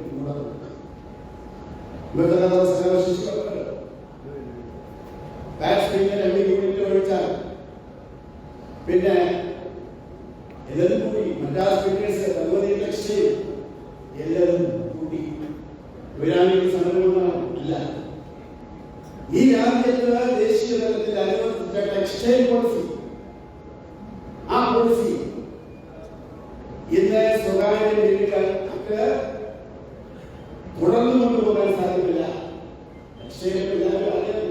ഞങ്ങളുടെ പലരും ടെക്സ്റ്റൈലിന്റെ അവിടെ വർക്കിലോടും വർക്കിംഗ് ഓഫീസും ചർച്ച നടത്തി പരമാവധി തൊഴിലാളികൾ ചെയ്യാവുന്ന മാക്സിമം വർക്കിലോട് കൂട്ടിക്കൊണ്ടും ഈ സ്ഥാപനം മുന്നോട്ട് പോകാൻ സാധ്യമല്ലാത്ത അങ്ങനെ കൂട്ടി. അത് എന്തുകൊണ്ടാണ് ഞാൻ മനസ്സിലാക്കുന്നത്? ഒരു ട്രേഡ് യൂണിയൻ പ്രവർത്തനം മനസ്സിലാക്കുന്നത് ഇപ്പോൾ MTC കേരളത്തിൽ, തമിഴ്നാട്ടിൽ, കർണാടകയിൽ ഉൾപ്പെടെ 23 മില്ലുകൾ അവസാനമായി കൂട്ടി 3.5 വർഷം കഴിഞ്ഞു. BMSന്റെ നേതാവ് സജീവ് ഉൾപ്പെടെ ദേശീയ തലത്തിൽ മന്ത്രിമാരായിരുന്നു, പലവട്ടങ്ങളിലും. കഴിഞ്ഞ ദിവസമാണ് അവസാനത്തെ 9 മാസത്തെ ശമ്പളം കിട്ടിയത്. തുറക്കാൻ പ്രയാസമായ ഒരു നയം മാത്രമല്ല ശശിയോട് ചൂണ്ടിക്കാണിച്ചത്, ഇറക്കുമതി നയം. ഇവിടെ മൂലമിറക്കുമതി ചെയ്യുന്നു. എല്ലാ തൊഴിൽക്കാരും വളരെ ചുരുക്കമായിട്ട് ഇവിടെ ഇറക്കുമതി ചെയ്യുന്നു. തമിഴ്നാട്, കോയമ്പത്തൂരും തിരുപ്പൂരും ശ്മശാന മൂകതയായ ഒരു സെന്ററായിരുന്ന ടെക്സ്റ്റൈൽ കേന്ദ്രം പണ്ട് മാഞ്ചസ്റ്റർ എന്നറിയപ്പെടുന്ന കോയമ്പത്തൂർ ഇന്ന് വിജനമാണ്. അപ്പൊ ആ രീതിയിലേക്ക് അതുപോലെ MTC ഇന്ന് നിലവിലുണ്ടെങ്കിൽ തീർച്ചയായും ഞാൻ വിശ്വസിക്കുന്നത് ഈ GTL അതുപോലെ തന്നെ മദ്രാസ് ഫിറ്റേഴ്സും അല്ലെങ്കിൽ ഇപ്പോ ശ്വാസം മുട്ടി കഴിയുന്ന പാൻസ്റ്റിനും ഉൾപ്പെടെ നല്ല രീതിയിൽ പ്രവർത്തിക്കുമായിരുന്നു. ഇതുകൊണ്ട് മാർക്കറ്റിംഗ് ഇന്റർവെൻഷൻ അത് നമുക്ക് സാധിച്ചു. അത് ഞങ്ങൾക്ക് എക്സാമ്പിൾ ടെക്സ്റ്റൈലിന്റെ കാര്യമാണ്. ബാക്കി പലതും ഇന്ന് ഇറക്കുമതി നയത്തിന്റെ പല പ്രശ്നങ്ങളുണ്ട്. ഇന്ത്യയിലെ പണി നമുക്കറിയാം. ടെക്സ്റ്റൈൽ കാര്യത്തില് പഞ്ഞിന്റെ വില, നൂലിന്റെ വില താരതമ്യപ്പെടുത്തിക്കൊണ്ട് മുന്നോട്ട് പോകാൻ സ്വകാര്യ മുതലാളിമാർക്ക് വലിയ പ്രയാസമാണ്. ഞങ്ങളത് പറഞ്ഞിട്ടാണ് ഇന്ത്യയിലെ അവസാന ചർച്ച. കേരളത്തിൽ ഏറ്റവും കൂടുതൽ കോമ്പൻസേഷൻ കൊടുത്തത്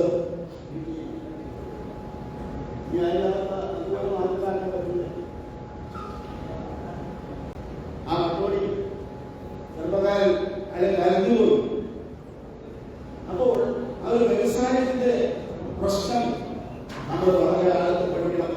ഗവൺമെന്റ് മാത്രമല്ല, തൊഴിലാളികൾ അതിൽ പൊളിറ്റിക്സോ മറ്റ് രാഷ്ട്രീയമൊന്നും നോക്കാതെ നമ്മൾ ഒരുമിച്ച് നിന്നാൽ മാത്രമേ ഈ രാജ്യത്തിന്റെ ഉത്പാദന മേഖലയിലും തൊഴിലാളികൾ മുന്നോട്ട്. രണ്ടാമത്തെ വിഷയം ഞാൻ അംഗീകരിക്കുന്ന പവർ എന്റെ പ്രശ്നമാണ്. അത് ലക്ഷ്യം മാത്രമല്ല, ഞാനിപ്പോഴും പ്രശ്നം കേരളത്തിലെ ഇപ്പൊ തമിഴിലോ 12 പൊതുമേഖലാ സ്ഥാപനങ്ങളിൽ സഹകരണ മേഖലയിൽ പ്രവർത്തിക്കുന്നുണ്ട്. വളരെ കഴിഞ്ഞ 6 മാസത്തോളമായി ലേ ഓഫാണ്. മലപ്പുറത്ത് ബില്ല് ലേ ഓഫിൽ കൂടിയിരിക്കുന്നത് 93 ലക്ഷം ഇലക്ട്രിസിറ്റി ചാർജ് കൊടുക്കാൻ ഡിസ്കണക്ട് ചെയ്തിരിക്കുകയാണ്. പലരും ഡിസ്കണക്ട് ചെയ്യുന്നു. അതുകൊണ്ട് നമുക്കറിയാം ഇലക്ട്രിസിറ്റി എന്ന് പറയുന്നത് പുതിയ അപ്പോൾ പല മേഖലയ്ക്ക് പോകുന്നു. ഇന്ന് ഇലക്ട്രിസിറ്റി മന്ത്രിയല്ല ഭരിക്കുന്നത്, റെഗുലേറ്ററി അതോറിറ്റി ബോർഡ് എന്ന രീതിയിൽ ഉദ്യോഗസ്ഥന്മാർ നിയന്ത്രിച്ചുകൊണ്ട് മുന്നോട്ട് പോകുന്ന ആ മേഖല മന്ത്രി വിചാരിച്ചാൽ പോലും അനുഭാവപൂർവ്വമായി മുന്നോട്ട് പോകാൻ സാധ്യമല്ല. എന്നിട്ടും വ്യവസായ മന്ത്രി കേരളത്തിലെ വൈദ്യുതി മന്ത്രി ഇരുന്നുകൊണ്ട് ഈ വൈദ്യുതി കുടിശ്ശിക വെച്ചിട്ടുള്ള പല സഹകരണ പൊതുമേഖല KSTC ബില്ലുകളുടെ കാര്യത്തെക്കുറിച്ച് ചർച്ച ചെയ്തുകൊണ്ട് ഒരു വിട്ടുവീഴ്ച ചെയ്യണം എന്ന രീതി തീരുമാനിച്ചു. അവരെ വലിയ പ്രയാസത്തിലേക്ക്. അപ്പൊ ഇത് ഈ വ്യവസായ നയത്തിന്റെ ഭാഗമായി ഈ വ്യവസായത്തിൽ നമ്മൾ നിർമ്മിച്ചുകൊണ്ടിരിക്കുന്ന ക്രൈസിസ് നമ്മൾ ഒരുമിച്ച് നേരിട്ടാൽ മാത്രമേ അതുപോലെ ഞങ്ങളുടെ ഈ പവറിന്റെ സോളാർ സിസ്റ്റം അത് ഇൻട്രൊഡ്യൂസ് ചെയ്യണം. അത് ആദ്യം ഇൻട്രൊഡ്യൂസ് ചെയ്യണമെങ്കിൽ അവർക്ക് ആവശ്യമായിട്ടുള്ള ഇൻവെസ്റ്റ്മെന്റ് തുടങ്ങണം. ആ രീതിയിൽ ആവശ്യമായ ബാങ്ക് സഹായം ഉൾപ്പെടെ ഒരു റിവോൾവിംഗ് ഫണ്ട് എന്ന രീതിയിൽ എന്ന് ഉപയോഗിക്കത്തക്ക രീതിയിലുള്ള നടപടികളിലേക്ക് പോകണം എന്നാണ് എന്റെ ഈ പറയുന്ന ഇത് നിലവിലുള്ള വ്യവസായ മേഖല ക്രൈസിസ് എന്ന രീതിയിലുള്ള ബാക്കി കേരളത്തിൽ വലിയ ഒരു ക്രൈസിസ് ഉണ്ടെന്ന് എനിക്ക് തോന്നുന്നു. എംപ്ലോയ്മെന്റ് അവരുടെ പ്രശ്നങ്ങളെ സംബന്ധിച്ചിടത്തോളം നോക്കത്തിന്റെ വലിയ പ്രശ്നങ്ങളുണ്ട്. അതൊക്കെ ഞങ്ങളുടെ ചർച്ചാ വിഷയമാണ് ഉന്നയിക്കുന്നില്ല. അതുകൊണ്ട് ഏത് ട്രേഡ് സംഘടനയായാലും രാജ്യത്തിന്റെ ഉത്പാദനം വർദ്ധിപ്പിക്കാൻ ആവശ്യമായ ഒരു നടപടി എന്ന രീതിയിൽ ബന്ധപ്പെട്ട അധികാരികളിൽ നിന്ന് വാങ്ങുന്നതിന് വേണ്ടിയുള്ള പ്രവർത്തനങ്ങളിലേക്ക് പോകണം. ഞങ്ങൾ വിശ്വസിക്കുന്നതും വേണം. സഹവർത്തിത്വം നല്ല അന്തരീക്ഷം വേണമെന്ന് പറയാം. സൗഹാർദ്ദമായ അന്തരീക്ഷമാണ്. പക്ഷേ തൊഴിലാളി മുതലാളി മുതൽ നടക്കുന്ന തൊഴിലാളിയും തൊഴിലാളിയും തമ്മിൽ രണ്ട് കൺഫ്രണ്ടേഷൻ ആവും. അത് ശാസ്ത്രത്തിന്റെ നിയമമാണ്. ആ രീതിയിൽ അത് പരമാവധി ഒരുമിച്ചുകൊണ്ട് ആ കൺഫ്രണ്ടേഷനോടുകൂടി മെച്ചപ്പെട്ട രീതിയിലേക്കുള്ള പ്രവർത്തനങ്ങളിലേക്ക് നീങ്ങണം എന്നാണ് എനിക്ക്. അതുകൊണ്ട് ഈ വ്യവസായ മേഖല എന്ന രീതിയിൽ കഞ്ചിക്കോട് പ്രത്യേകിച്ചു ഈ വ്യവസായ മേഖലയിൽ ഇന്നുള്ള സൗഹാർദ്ദ അന്തരീക്ഷം മെച്ചപ്പെടുത്തുന്നതിന് വേണ്ടി അതിൽ ചോദിക്കാൻ പറ്റില്ല. സർക്കാർ പ്രഖ്യാപിക്കുന്നുണ്ട്, ജീവിതമുണ്ട്. ഏതെങ്കിലും വ്യവസായ മേഖലകളിൽ ഒരു മിനിമം വേജസ് നടപ്പിലാക്കുന്നതിന് വേണ്ടി ബാലചന്ദ്രനായാലും ആയുഷായാലും പിന്നെ SP ഒക്കെ കൂടി ഞങ്ങളൊക്കെ ഇരുന്നിട്ട് ഇതൊക്കെ ആവശ്യപ്പെടുമ്പോഴും മാസങ്ങളോളം നീണ്ടു നിൽക്കുന്ന ചർച്ചയുടെ അവസാനം നെഗോഷിയേറ്റ് ചെയ്ത ഒരു സെറ്റിൽമെന്റിലേക്ക് ഉണ്ടാക്കിയത് ഈ പറയുന്നത്. അതുകൊണ്ട് ആ രീതിയിൽ തൊഴിലാളികൾ ഇത് വലിയ പ്രയാസത്തിലാണ്. ഈ സഭാപ അന്തരീക്ഷം തീർച്ചയായും ഈ വ്യവസായ മേഖലയെ അഭിവൃദ്ധിപ്പെടുത്തുന്നതിന് വേണ്ടി പ്രവർത്തനങ്ങളിലേക്ക് ഉപയുക്തമാകട്ടെ എന്ന് മാത്രം അഭ്യർത്ഥിച്ചുകൊണ്ട് തീർച്ചയായും ഇത്തരത്തിലുള്ള വിഷയം ഈ സമ്മേളനത്തോടനുബന്ധിച്ച് എടുത്തതിൽ ഒരിക്കൽ കൂടി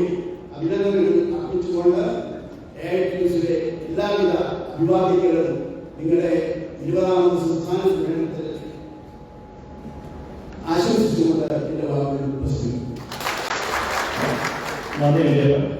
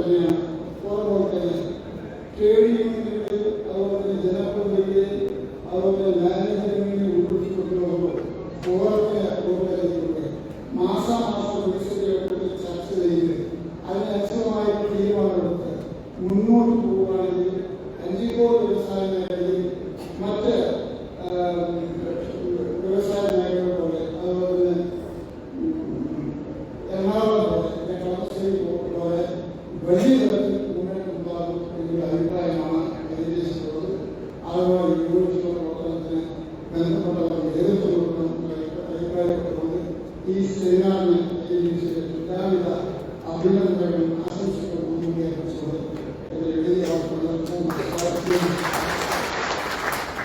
നന്ദി Mohini management association secretary doctor സുധാസാറിന് അഭിപ്രായം.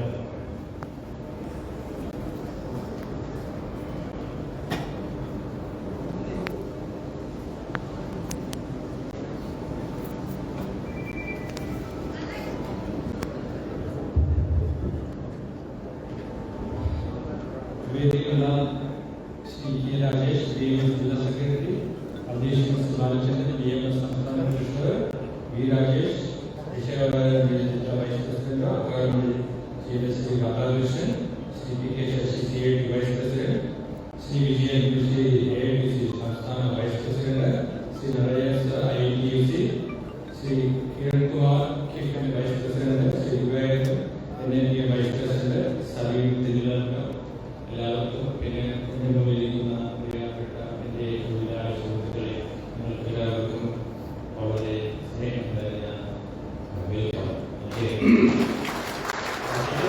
ശിവദാസനാണ്. ഞാൻ റെപ്രസെന്റ് ചെയ്യുന്ന പാലക്കാട് മാനേജ്മെന്റ് അസോസിയേഷനാണ്. ഞങ്ങളുടെ കീ തിങ്സ് എന്താണെന്ന് വെച്ചാൽ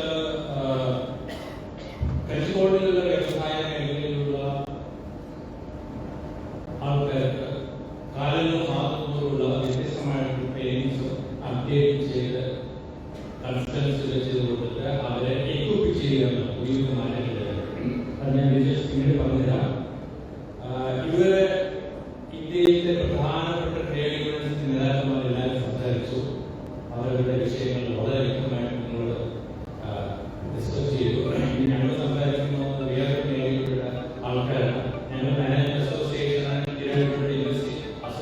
ഞങ്ങൾ വേറൊരു ഡിപ്പാർട്ട്മെന്റ് അല്ല. അപ്പൊ ഇതില് ഞങ്ങളുടെ ഡിപ്പാർട്ട്മെന്റ്സും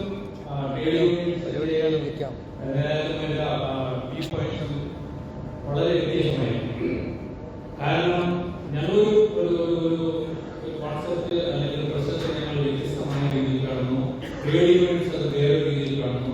രാഷ്ട്രീയക്കാരത് വേറൊരു രീതിയിൽ കാണുന്നു. പൊതുജനങ്ങൾ വ്യത്യസ്തമായ രീതിയിൽ കാണുന്നു. എല്ലാവർക്കും അവരുടേതായിട്ടുള്ള അഭിപ്രായങ്ങൾ. അപ്പോ എന്റെ ഡിസ്കഷനിൽ ഞാൻ ഇവിടെ സംസാരിച്ചിരിക്കുന്ന ആ ടോപ്പിക്കിൽ നമ്മളോട് ആ ടോപ്പിക്കാണ് ഞാൻ സംസാരിക്കാൻ പോകുന്നത്. ഞാൻ സംസാരിക്കാൻ പോകുന്നത് എന്താ വെച്ചാൽ നമുക്ക് പലതരം ലോകത്തിൽ സംഭവിക്കുന്നു. അമേരിക്കൻ ഡെവലപ്മെന്റ് എന്താണ്, ചൈനീസ് ഇക്കണോമിക് ഡെവലപ്മെന്റ് എന്താണ്, ഏഷ്യയിലെ ഇക്കണോമിക് ഡെവലപ്മെന്റ് ആണ്, അല്ലെങ്കിൽ ഓൾ ഇന്ത്യ ലെവലിലെ ഇറ്റ് ഡസന്റ് മാറ്റർ. കാരണം എന്താ വെച്ചാൽ നമുക്ക് കേരളത്തില് ഈ ഉള്ള ജില്ലകളിൽ ഏറ്റവും കൂടുതൽ വ്യാവസായികമായിട്ടും ഇക്കണോമിക്കലായിട്ടും ഏറ്റവും കൂടുതൽ ഡെവലപ്പ് ചെയ്യാൻ പറ്റുന്ന ഒരേ ഒരു ജില്ല എന്ന് പറയുന്നത് പാലക്കാട് മാത്രമാണ്. കാരണം എന്താ പറയുക, ഏത് ബിസിനസ്സിനും അല്പം സ്ഥലം ആവശ്യമാണ് വെച്ചാൽ ഇന്ന് കേരളത്തിൽ പാലക്കാട് ജില്ലയിൽ മാത്രമേ ഉള്ളൂ. അപ്പൊ ഏത് വികസനത്തിനും നമുക്ക് എന്ത് വേണമെന്ന് വെച്ചാൽ പാലക്കാട് പാലക്കാട് നിങ്ങൾക്ക് പഴമൊഴിയോട് വർക്ക് ചെയ്തിട്ടുള്ള പല സംഘടനകളിലും അസോസിയേഷനുകളിലും അത്രയുള്ള നമ്മുടെ ഭാവി അത്ര മോശമല്ല. ഇനിയും കുറെ ഇൻഡസ്ട്രീസ് നമ്മുടെ കേരളത്തിൽ വരും, പാലക്കാട് വരും. കാരണം പാലക്കാട് മാത്രമാണ് ഇനി ഏതെങ്കിലും ഇൻഡസ്ട്രിയിലുള്ള വ്യവസായത്തിന് എന്താ പറയുക ഫ്യൂച്ചറിലേക്ക് കൂടുതൽ ആൾക്കാർക്ക് ഇൻവെസ്റ്റ് ചെയ്യാൻ പറ്റിയിട്ടുള്ള സൗകര്യങ്ങൾ. കാരണം ഞങ്ങൾ പല ഡിസ്കഷൻ ചെയ്യാറുണ്ട്, പല മിനിസ്റ്റേഴ്സിനെ കാണാറുണ്ട്, കേന്ദ്ര സർക്കാരിനെ കാണാറുണ്ട്, പിന്നെ പ്രൈവറ്റ് സെക്ടറിൽ ആൾക്കാരെ കണ്ടിരുന്നത്. അവർ പറയുന്നത് ഞങ്ങൾ വലിയ വലിയ ഇൻഡസ്ട്രീസ് വേണമെങ്കിൽ ഞാൻ ഫസ്റ്റ് നമുക്ക് സ്ഥലമാണ് വേണ്ടത്. അപ്പോൾ അത് നോക്കുന്ന സമയത്ത് പാലക്കാടിലുള്ള തൊഴിലാളി വർഗങ്ങൾക്ക് പ്രശ്നിക്കാനോ ബുദ്ധിമുട്ടിക്കാനോ ഫ്യൂച്ചർ ഭാവി എന്താണെന്നോ പ്രശ്നത്തെ പറ്റി നിങ്ങൾ ചിന്തിക്കേണ്ട പ്രശ്നമേ ഇല്ല. മാറ്റങ്ങൾ വരും. ഞാൻ വേറെ കാര്യം പറയാം. ഈ ലോകത്തില് പെർമനന്റ് എന്ന് പറയുന്ന ഒരു കാര്യം എന്താണ്? പെർമനന്റ് എന്ന് പറയുന്നത് പെർമനന്റ് ജോലി വേണം, പെർമനന്റ് വീട് വേണം, പെർമനന്റ് അത് വേണം, ഇത് വേണം. ലോകത്തിൽ പെർമനന്റ് ആയിട്ട് ഒരേ ഒരു കാര്യം മാറ്റം.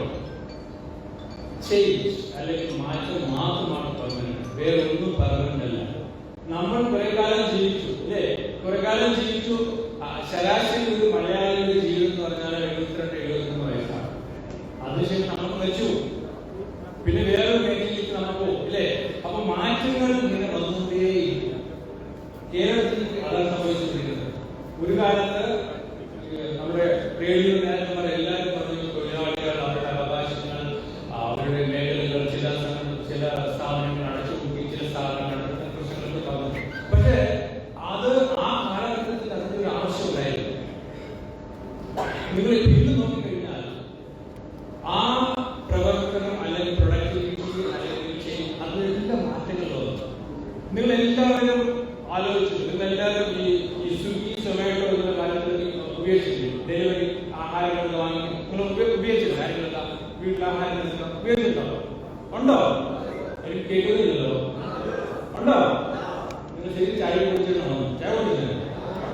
ഒരു എനർജി കാണുന്നില്ലല്ലോ. പാലക്കാട് തൊഴിലാളികളുടെ എനർജി ഇല്ലേ? ഉണ്ടോ?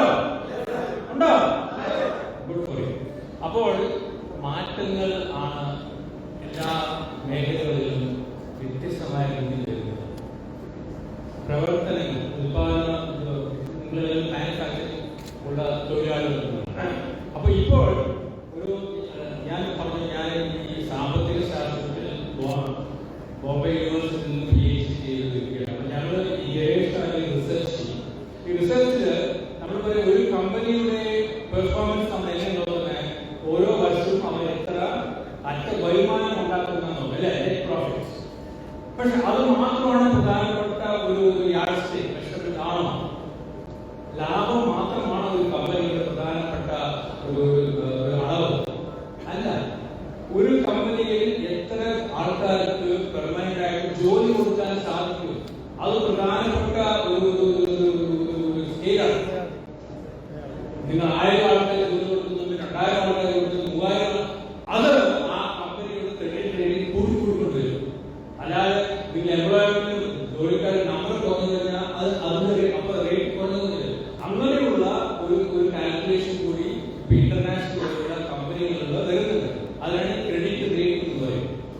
പറയില്ലേ, 3 സ്റ്റാർ 4 സ്റ്റാർ 5 സ്റ്റാർ എന്ന് പറയും. അപ്പൊ അങ്ങനെ റേറ്റിംഗ് വരുമ്പോഴാണ് ആ കമ്പനികളുടെ ഇൻവെസ്റ്റ്മെന്റ് കൂടുതലായിട്ട് വരുന്നത്.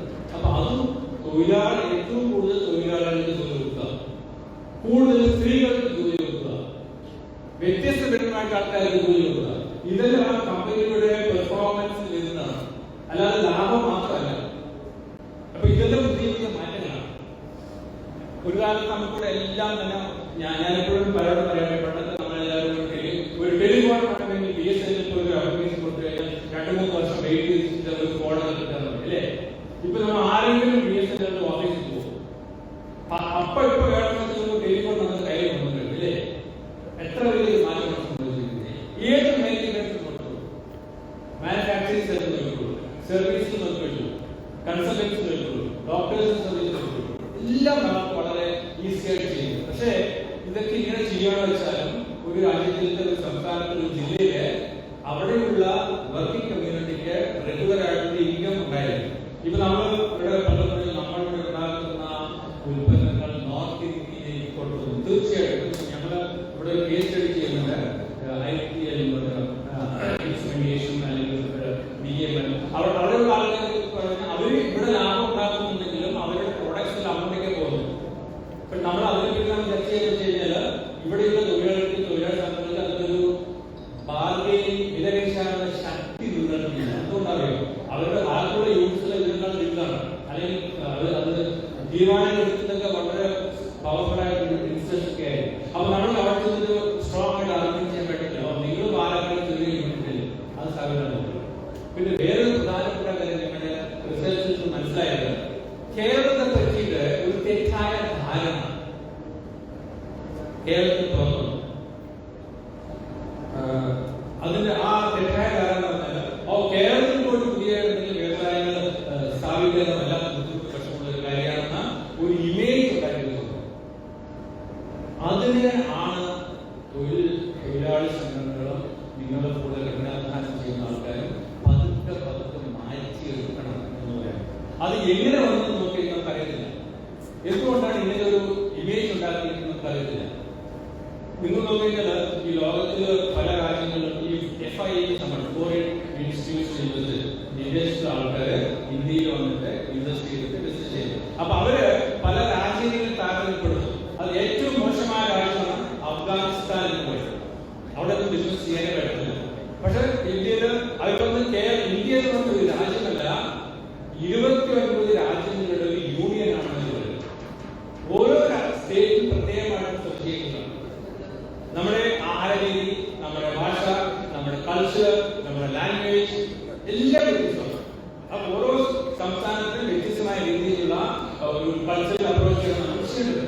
അപ്പൊ അതിന്റെ അടിസ്ഥാനത്തിൽ കേരളത്തിലെ വ്യാവസായിക മുന്നേറ്റത്തിന് ഇനി വരണമെങ്കിൽ, അതായത് ഇന്ന് സംസാരിക്കുന്ന 2024 ഇനി അടുത്തൊരു 10 years, അടുത്തൊരു 50 years വേണമെന്ന് വെച്ചാൽ പരമ്പരാഗതമായിട്ടുള്ള വ്യവസായത്തിന് പുറമെ പാലക്കാട് ജില്ലയിൽ നോക്കിക്കഴിഞ്ഞാൽ അഗ്രികൾച്ചർ, കൃഷിയുമായിട്ട് ബന്ധപ്പെട്ടിട്ടുള്ള ടെക്നോളജിയും അഗ്രികൾച്ചറും ഫുഡ് പ്രോസസിംഗ് അങ്ങനെ കണിച്ചുകൊണ്ടിരിക്കുന്നത്. കാരണം എന്താണെന്ന് വെച്ചാൽ പാലക്കാട് ജില്ല എന്ന് പറയുന്നത് കൃഷിയിലാണ് ഏറ്റവും കൂടുതൽ സ്ഥലവും ജനങ്ങളും ബന്ധപ്പെട്ട് കിടക്കുന്നത്. അപ്പൊ നമ്മൾ അതുമായിട്ട് ബന്ധപ്പെട്ടുള്ള പുതിയ മാനുഫാക്ചറിംഗ് ബിസിനസ് നമ്മൾ ഇവിടെ സ്റ്റാർട്ട് ചെയ്യണം. കേരള ഗവൺമെന്റ് അതിനുവേണ്ടി ഇനിഷ്യേറ്റീവ് ആൾറെഡി തുടങ്ങി വെച്ചു. പിന്നെ നമുക്കുള്ളത് ട്രഡീഷണൽ മാനുഫാക്ചറിംഗ്.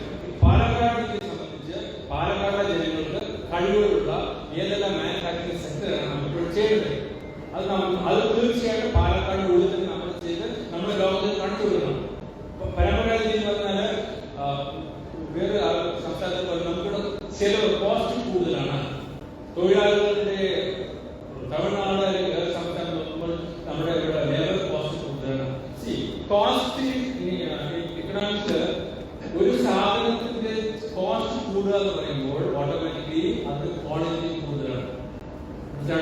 അപ്പൊ ഇവിടെ നമ്മൾ പാലക്കാട് ജില്ലയിൽ ഒരു സാധനം ഉത്പാദിച്ചു വെച്ചാൽ നമ്മുടെ അതിന്റെ സ്റ്റാൻഡേർഡ് ക്വാളിറ്റി വേൾഡ് സ്റ്റാൻഡേർഡ്. അപ്പൊ നമുക്കങ്ങനെ ഒരു ചൈനീസ് പ്രൊഡക്റ്റ് താരതമ്യം പറ്റില്ല. So cost quality comes with cost. നല്ല ക്വാളിറ്റി പ്രൊഡക്റ്റ് വെച്ചാൽ ചെലവ് വരും. അപ്പൊ അതാണ് ചില പ്രൊഡക്ട്സ് നമ്മൾ എക്സ്ട്രാ പ്രൊഡക്റ്റ് പൈസ കൊടുക്കും. കാരണം നല്ല ക്വാളിറ്റി പ്രൊഡക്ട്സ് കൊടുക്കാൻ ഉപയോഗിക്കാം. അത് നമുക്ക് നമ്മുടെ ഇവിടെയുള്ള തൊഴിലാളികൾ വളരെ നല്ല പ്രോഡക്ട്സ് ആണ് ഉണ്ടാകുന്നതെന്ന് എനിക്ക് വ്യക്തിപരമായിട്ട് ഇവരുടെ പ്രോഡക്ട്സ് നല്ല അഭിപ്രായമാണ്. നിങ്ങൾക്ക് ഓരോ പാലക്കാട് സത്യമായിട്ട് പറയുന്നത് ഇവരുടെ ഇലക്ട്രോണിക്സ് ഐറ്റം നിങ്ങളുടെ ഞാൻ പ്രധാനപ്പെട്ടത് മെഡിക്കൽ എക്യുപ്മെന്റ്സിനെ പറ്റിയിട്ട് ഇവിടെ പറയാറുണ്ട്, സ്റ്റീൽ പ്രൊഡക്ട്സിനെ പറ്റി പറയാറുണ്ട്. ഇവിടെയുള്ള പല ഞങ്ങൾ കണ്ടിക്കൊണ്ട പല ഇങ്ങനെ റിസർച്ച് കൊടുത്തിട്ടുണ്ട്. ഇവിടെ ഉണ്ടാക്കുന്ന പ്രോഡക്ട്സ് ഇന്ത്യയിലത്തെ one of the best quality products ആണ്. നിങ്ങൾ എല്ലാവരും അതിനു വേണ്ടി പ്ലീസ് നന്നായി കഴിക്കും. നിങ്ങൾക്ക് വേണ്ടിയിട്ട് ഞാൻ പല ഭാഗങ്ങളും ഞാൻ മഹാരാഷ്ട്രയിൽ ചിന്തിച്ചിട്ടുണ്ടായിരുന്ന, പിന്നെ ബാംഗ്ലൂർ ചെന്നൈയിൽ പോയിട്ടുണ്ടായിരുന്നു. അവർ പറയുന്നത് പാലക്കാട് ചില പ്രോഡക്ട്സ് വേൾഡ് ക്വാളിറ്റി പ്രോഡക്ട്സ് ആണ്, ബെസ്റ്റ് ക്വാളിറ്റി പ്രോഡക്ട്സ്. അപ്പൊ തീർച്ചയായിട്ടും ക്വാളിറ്റി വരുമ്പോൾ അതിനൊരു കോസ്റ്റ് ഉണ്ടായിരുന്നു. അപ്പൊ അത് നിങ്ങൾക്കൊന്നും കോംപ്രമൈസ് ചെയ്യാൻ ആവശ്യമില്ല. അപ്പോൾ അടുത്ത നമുക്ക് ഈ പാലക്കാടിന്റെ വികസനത്തിന് CFPയുടെ ശശിയാണ് പറയുന്നത്, ഈ ഇൻഡസ്ട്രി ഇടനാഴികൾ industry corridor, Kochi Bangalore industry കോറിഡോറിലെ ഏറ്റവും കൂടുതൽ ബെനിഫിറ്റ് ഉണ്ടാകുന്നത് പാലക്കാടാണ്. കാരണം നമ്മള് ബാംഗ്ലൂരിൽ കൂടെ വന്ന് കൊച്ചിയിലെല്ലാം പോകുന്നത് എല്ലാവരും പാലക്കാട് കൂടി ഗവൺമെന്റ് പുതിയ വ്യവസായങ്ങൾ വരുന്നത് കേരളത്തിൽ പാലക്കാട് സ്ഥലങ്ങളിൽ ടെക്നോളജി ഇവിടുത്തെ ആൾക്കാർക്ക് നമ്മൾ ബാംഗ്ലൂർ ജില്ലകളെക്കാൾ പോലും നമ്മൾക്ക് പാലക്കാടിലെ കാര്യങ്ങളും നമ്മുടെ വികസനത്തിന് വേണ്ടി ഇഷ്ടംപോലെ വെളിയിൽ ജോലി ചെയ്ത് പാലക്കാട് റിട്ടയർഡ് ആയിരക്കണക്കിന് ആൾക്കാർ പാലക്കാടുണ്ട്. റിട്ടയർമെന്റ് അസോസിയേഷനുള്ള കുറെ ആൾക്കാരുണ്ട്. ഞങ്ങൾ പാലക്കാട് മാനേജ്മെന്റ് അസോസിയേഷൻ നോക്കിക്കഴിഞ്ഞാൽ പല രാജ്യത്തിലും അംബാസഡേഴ്സ് ആയിട്ട് വർക്ക് ചെയ്തവർ, ഡോക്ടേഴ്സ് ആയിട്ട് വർക്ക് ചെയ്തത്, ചാർട്ടേഡ് അക്കൗണ്ടൻസ്, ലോയേഴ്സ്, എഞ്ചിനീയേഴ്സ് എന്ന് പറഞ്ഞാൽ അവരെല്ലാം പാലക്കാടിന് എന്തെങ്കിലും ചെയ്യണം. അവരുടെ പൈസയും അവർ റെഡിയാണ്. നമുക്ക് പാലക്കാടിന് എന്തെങ്കിലും ചെയ്യാം. അപ്പൊ ഞങ്ങൾ അതിനുവേണ്ടി ഞങ്ങൾ അടുത്ത മാസം ഇന്റർനാഷണൽ കോൺഫറൻസ് പാലക്കാട് വെച്ചുകൊണ്ട് ഇങ്ങനെ മേഖലകൾ ഈ അഗ്രികൾച്ചർ മേഖല, ഹെൽത്ത്, എഡ്യൂക്കേഷൻ, IT, പിന്നെ റീറ്റെയിൽ, അതായത് ഇപ്പൊ വേറെ കാര്യം നമുക്ക് ഇവിടെ പാലക്കാട് ലുലു മാൾ വന്നിട്ടല്ലേ. ലുലു മാളില് നിങ്ങളുടെ അഭിപ്രായം അതൊരു നല്ല സ്ഥലമല്ലേ. അവിടെ പോയി എല്ലാ സാധനങ്ങളും ഒരേ സ്ഥലത്ത് നിന്ന് കിട്ടും. ഇതിന്റെ സൈഡ് എഫക്ട് എന്ന് പറഞ്ഞാൽ പാലക്കാട് ചെറുകിട പെട്ടിക്കടക്കാരൊക്കെ ഉണ്ടല്ലോ. അപ്പൊ അവർക്കെല്ലാം ചെലവ് ഇത് വാങ്ങിക്കാൻ എഴുതുന്ന രീതി. കാരണം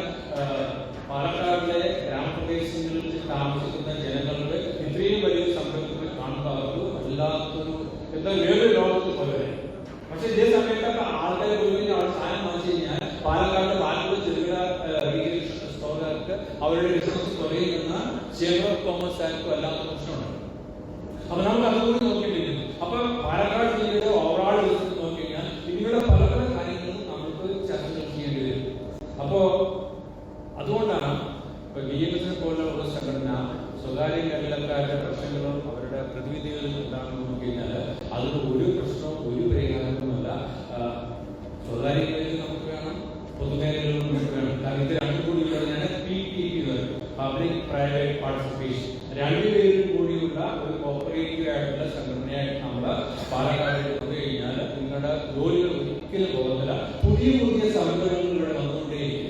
ഇന്ന് ഞങ്ങൾ ഒരു റിക്വസ്റ്റ് നമ്മുടെ ബഹുമാനപ്പെട്ട നമ്മുടെ ഫൈനാൻസ് മിനിസ്റ്റർ അയച്ചിരുന്നു. ഞങ്ങൾ അസോസിയേഷൻ പാലക്കാട്ടേക്ക് IT പാർക്ക് വേണം. അപ്പം ഞങ്ങൾ കേരള സ്റ്റാർട്ടപ്പ് മിഷൻ എന്നൊരു സംരംഭം കേരള ഗവൺമെന്റ് വളരെ അധികം പ്രശസ്തി നേടിയ ഒരു സംരംഭമാണ് കേരള സ്റ്റാർട്ടപ്പ് മിഷൻ. അത് പേപ്പർ വായിച്ച് അറിയില്ല. ഇന്ത്യയിൽ ഏറ്റവും കൂടുതൽ സ്റ്റാർട്ടപ്പ് മിഷൻ നന്നായി പ്രവർത്തിക്കുന്ന സംസ്ഥാനമാണ് കേരളം. ഒരു കയ്യിൽ കേരള പാലക്കാട് തന്നെ 96 സ്റ്റാർട്ടപ്സ് ഇവിടെ രജിസ്റ്റർ ചെയ്തിട്ടുണ്ട് കേരള സ്റ്റാർട്ടപ്പ് മിഷൻ. പിന്നെ നമുക്കിവിടെ കേരളത്തിലെ IIT ആയാലും അത് വലിയൊരു സംരംഭമാണ്. പണമില്ല നമ്മൾ പറയുന്നത് ഈ IIT എന്നൊക്കെ പറഞ്ഞാൽ ഇന്റർനാഷണൽ ലെവലിൽ ഏറ്റവും കൂടുതൽ റെക്കഗ്നൈസ് ഉള്ള എഞ്ചിനീയറിംഗ് എഡ്യൂക്കേഷന്റെ ഒരു സെന്ററാണ് IIT എന്ന് പറഞ്ഞാൽ. അതുപോലെ തന്നെ മെഡിക്കൽ കോളേജ് പാലക്കാടിന്റെ ഫ്യൂച്ചർ എന്ന് പറഞ്ഞാൽ അൺലിമിറ്റഡ് ആണ്.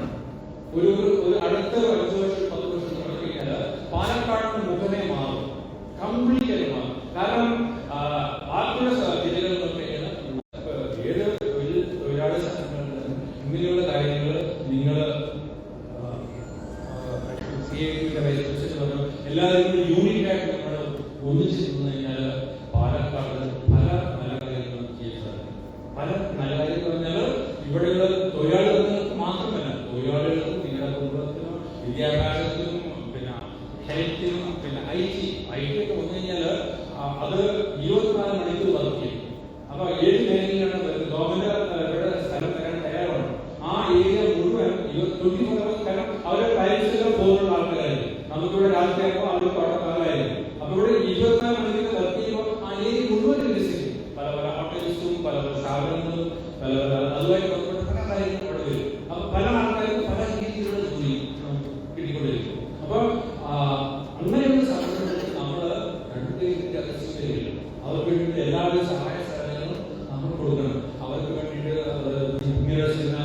ഇങ്ങനെ ചർച്ചകളും ചെയ്തിട്ട് ഇപ്പൊ നിങ്ങളെല്ലാവരും ഇന്ത്യൻ നാഷണൽ ഹൈ ലെവലായിട്ട് ട്രേഡ് യൂണിയൻ മെമ്പേഴ്സ്. അപ്പൊ നിങ്ങൾക്ക് കുറെ എക്സ്പീരിയൻസ് ഉണ്ടായിരിക്കും. അപ്പൊ നിങ്ങൾ വന്നിട്ട് നിങ്ങൾ പറയുന്നത് ഇങ്ങനെയുള്ള രീതിയിൽ ചെയ്യാം എന്നൊക്കെ നിങ്ങളുടെ എക്സ്പീരിയൻസ് അവർ ഷെയർ ചെയ്ത് കഴിഞ്ഞാൽ അവർക്കൊക്കെ പറ്റിയത് പ്രയോജനമായിരിക്കും. ഞങ്ങൾ ഏതെങ്കിലും അവിടെ ട്രെയിനിങ് പോകുമ്പോൾ പാലക്കാടിലെ നല്ല കമ്പനിയിലെ ബെസ്റ്റ് പ്രാക്ടീസസ് നിങ്ങൾ ഉത്പാദനം നടക്കുന്ന സമയത്ത് ചില കമ്പനികൾ നിങ്ങളെ തന്നെ കണ്ടുപിടിച്ചിട്ട് ബെസ്റ്റായിട്ട് സാധനം ഉത്പാദിപ്പിക്കുക, കൂടുതൽ കഴിവോടുകൂടി ചെയ്യുക, കൂടുതൽ പ്രോഡക്ട്സ് കുറച്ച് സമയത്ത് ചെയ്യുന്ന ടെക്നിക്സ് നിങ്ങൾ തന്നെ കണ്ടുപിടിച്ചിട്ടുണ്ട്. അത് നിങ്ങളുടെ മാനേജേഴ്സ് ഞങ്ങൾക്ക് പറയുമ്പോൾ ഞങ്ങൾ അതിനെ ഒരു കേസ് സ്റ്റഡിയായി എടുത്തിട്ട് ബാക്കിയുള്ള ആൾക്കാർക്ക് പറഞ്ഞു കൊടുക്കും. എന്തുകൊണ്ടാണ് അവ ഇത് അവരുടെ കമ്പനിയിൽ യൂസ് ചെയ്യും. അപ്പൊ അങ്ങനെ കുറെ കാര്യങ്ങൾ ചെയ്യും. പിന്നെ ഞങ്ങളുടെ പാസ്റ്റ് പ്രസിഡന്റ് മണി സാറ് നമ്മുടെ മിൽമയുടെ ചെയർമാൻ. കേരളത്തിന്റെ വളരെയധികം പ്രധാനപ്പെട്ട ബ്രാൻഡാണ് മിൽമ. അതിന്റെ ചെയർമാൻ മണി സാറാണ് ഞങ്ങളുടെ പാസ്റ്റ് പ്രസിഡന്റാണ്. ഇപ്പോൾ നമ്മൾ മിൽമയുടെ പ്രൊഡക്ട്സ് ദുബായിലേക്ക് എടുക്കാറുണ്ടോ? നിങ്ങൾക്ക് ദുബായിലേക്ക് പോയി അവിടെ മിൽമ പാലും മിൽമ ഐസ്ക്രീം കിട്ടും. ഇതെല്ലാം പാലക്കാടിന്റെ മിൽമ എല്ലാവരുടെ എവിടെയെങ്കിലും മണിസാറ് പാലക്കാട് പറയാൻ നമ്മുടെ പാലക്കാടിന്റെ പ്രൊഡക്റ്റ് ആണ്. പാലക്കാട് പല പല പ്രത്യേകമായിട്ട് കാര്യങ്ങളുണ്ട്. നമുക്ക് ഇവിടുന്ന് പോയിട്ടുള്ള വലിയ വലിയ കമ്പനിയിൽ വർക്ക് ചെയ്തിട്ട് അവരെ വന്നിട്ട് പാലക്കാട് വന്നിട്ട് പാലക്കാട് ജനങ്ങൾക്ക് എന്തെങ്കിലും അവർ ചെയ്യാൻ റെഡിയാണ്. അപ്പൊ ഇന്നത്തെ ഈ സംരംഭത്തിൽ കൂടി എനിക്ക് പറയാനുള്ളതെന്ന് വെച്ചാൽ ട്രേഡ് യൂണിയനിലെ പ്രധാനപ്പെട്ട ആൾക്കാർ നിങ്ങൾ തന്നെ ഞങ്ങളുടെ സംഘടനയുണ്ട്, ഉണ്ട്, അതുപോലെ പല സംഘടനകളും നമുക്ക് ഒരു കൂട്ടായ്മ ചെയ്യാനുണ്ട്. നമ്മൾ വിചാരിക്കാത്ത രീതിയിലുള്ള വികസനങ്ങൾ നമുക്ക് പാലക്കാട് കൊടുക്കാൻ സാധിക്കും. മാത്രമല്ല ഈ GST അല്ലെങ്കിൽ ടാക്സ് എന്നൊക്കെ പറയുന്നത് ഒരു സർക്കാർ റൺ ചെയ്യണമെങ്കിൽ സർക്കാരിന് റവന്യൂ വേണം. സർക്കാരിന് റവന്യൂ വേണമെങ്കിൽ ഇങ്ങനെയുള്ള സംരംഭങ്ങൾ പല ഭാഗത്തും ഉണ്ടായിരിക്കും.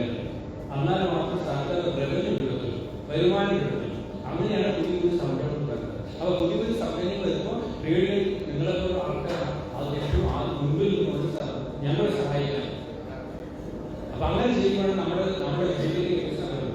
പാലക്കാടിലെ ബാക്ക്വേർഡ് ജില്ലയായിട്ട് പലരും പ്രതികരിക്കുന്നത്. ഞാൻ പറയുന്നു, ഈ സമ്മേളനത്തിൽ നിന്ന് അടുത്ത ഒരു 5 വർഷത്തിൽ 7 വർഷത്തിന് ശേഷം നോക്കിക്കഴിഞ്ഞാൽ പാലക്കാട് ജില്ല കേരളത്തിലെ ഏറ്റവും നമ്പർ 1 ആകത്തില്ലെങ്കിലും ടോപ്പിൽ നിൽക്കുന്ന ജില്ലയായിട്ട് എനിക്ക് വിശ്വാസമുണ്ട്. നമ്മുടെ റിസോഴ്സ് ഉണ്ട്. ഇവിടെയുള്ള ജനങ്ങളിൽ കുറെ ആൾക്കാർ യൂണിവേഴ്സിറ്റി റെഡിയായിട്ടുണ്ട് പാലക്കാട്ടിൽ മാത്രമായിട്ട്. അത് ജോലിയിലൊക്കെ ഇരിക്കുന്നത് അവർക്ക് സംരംഭം കൊടുത്താൽ മതി.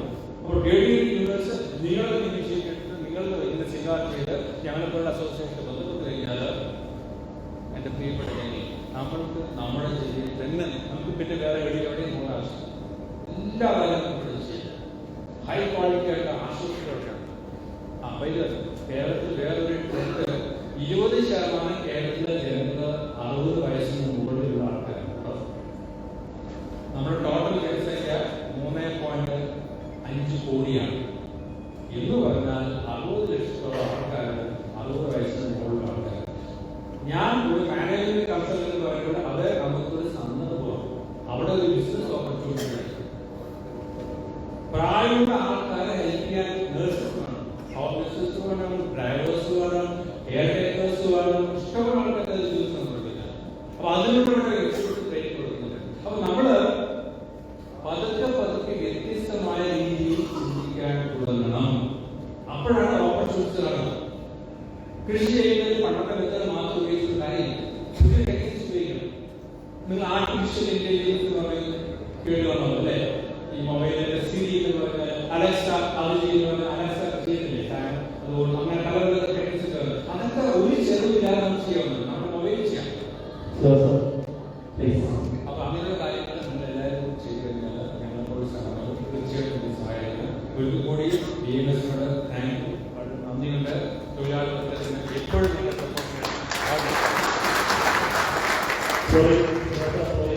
സമയം ആയതുകൊണ്ടാണ് ക്ഷമിക്കണം.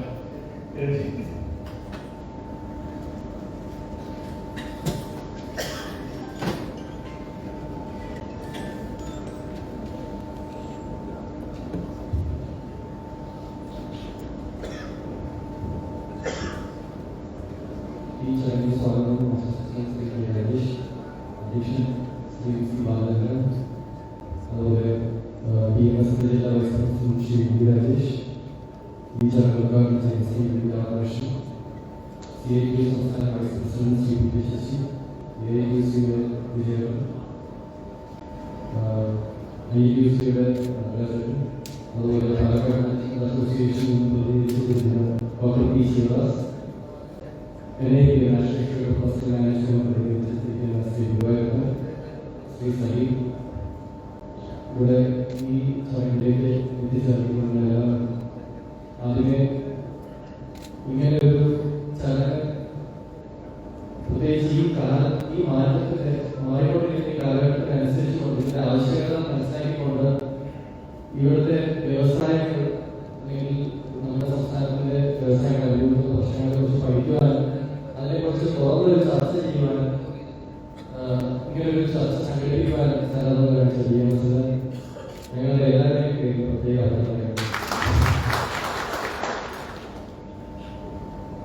ഞാൻ കരിക്കോട് ഇൻഡസ്ട്രീസ് ഫോറം ഇവിടുത്തെ കരിക്കോട് പ്രവർത്തിക്കുന്ന വ്യവസായങ്ങളുടെ കൂട്ടായ്മ കരിക്കോട് ഇൻഡസ്ട്രീസ് ഫോറത്തിന്റെ വൈസ് പ്രസിഡന്റാണ്.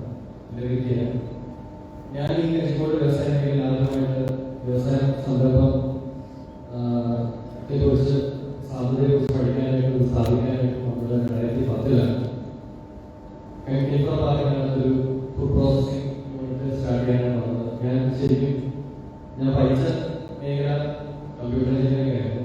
ബാംഗ്ലൂർ, കൊച്ചിയിലൊക്കെ 5-6 കൊല്ലം പ്രവർത്തിച്ചതിന് ശേഷം അങ്ങനെ ആ മേഖലയിൽ തുടർന്ന് പ്രവർത്തിക്കാനുള്ള താല്പര്യമുള്ള പുതുതായിട്ട് സ്വന്തമായിട്ട് എന്തെങ്കിലും സംരംഭം ചെയ്യണം എന്നുള്ളൊരു താല്പര്യത്താലുമാണ് ഇങ്ങനൊരു സംരംഭം. എൻ്റെ സ്വദേശം ശരിക്കും തിരുവനന്തപുരമാണ്. ഞാൻ പാലക്കാട് യാദൃശ്ചികമായിട്ട് വന്ന ഇങ്ങനെയുള്ള വ്യവസായത്തിനുള്ള അനുകൂലമായിട്ടുള്ള സാഹചര്യം കണ്ടുകൊണ്ട് ഇവിടെ വ്യവസായ സംരംഭം സ്ഥാപിക്കാനായിട്ട് താല്പര്യപ്പെട്ടു വന്നതാണ്. ഞങ്ങളെല്ലാം നമ്മൾ പൊതുവെ ഈ വ്യവസായ മേഖലയിൽ പ്രവർത്തിക്കുന്നതെല്ലാം അതുപോലെ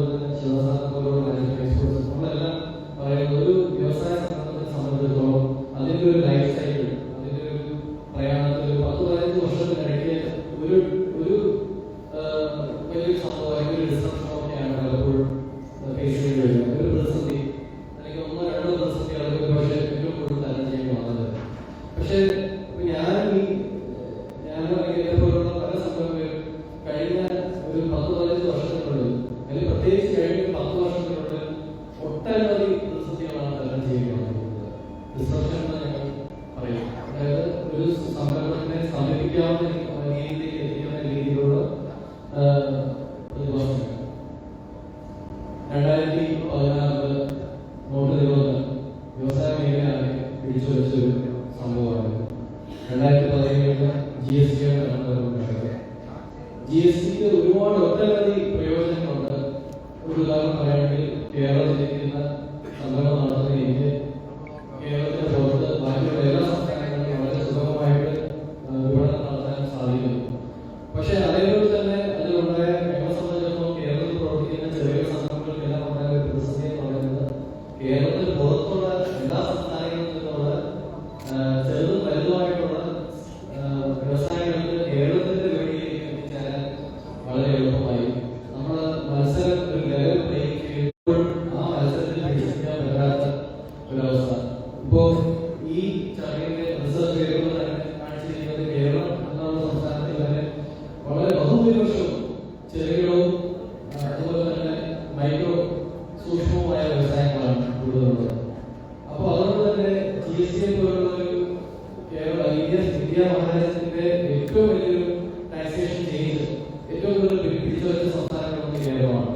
അതിന്റെ ഒരുപാട് അഡ്വേഴ്സ് എഫക്ട്സും അതിന്റെ ഗുണഫലങ്ങളും പറയുന്നു. പക്ഷെ അതുപോലെ തന്നെ ഒരുപാട് അഡ്വേഴ്സ് എഫക്ട്സ് നമ്മൾ അനുഭവിച്ചുകൊണ്ടിരിക്കുന്ന ഒരവസ്ഥയാണ്. അതിനുശേഷം 2 പ്രളയം 18-19 കേരളം കണ്ട 100 വർഷത്തിനിടയിലുള്ള ഏറ്റവും വലിയ മഹാപ്രളയം.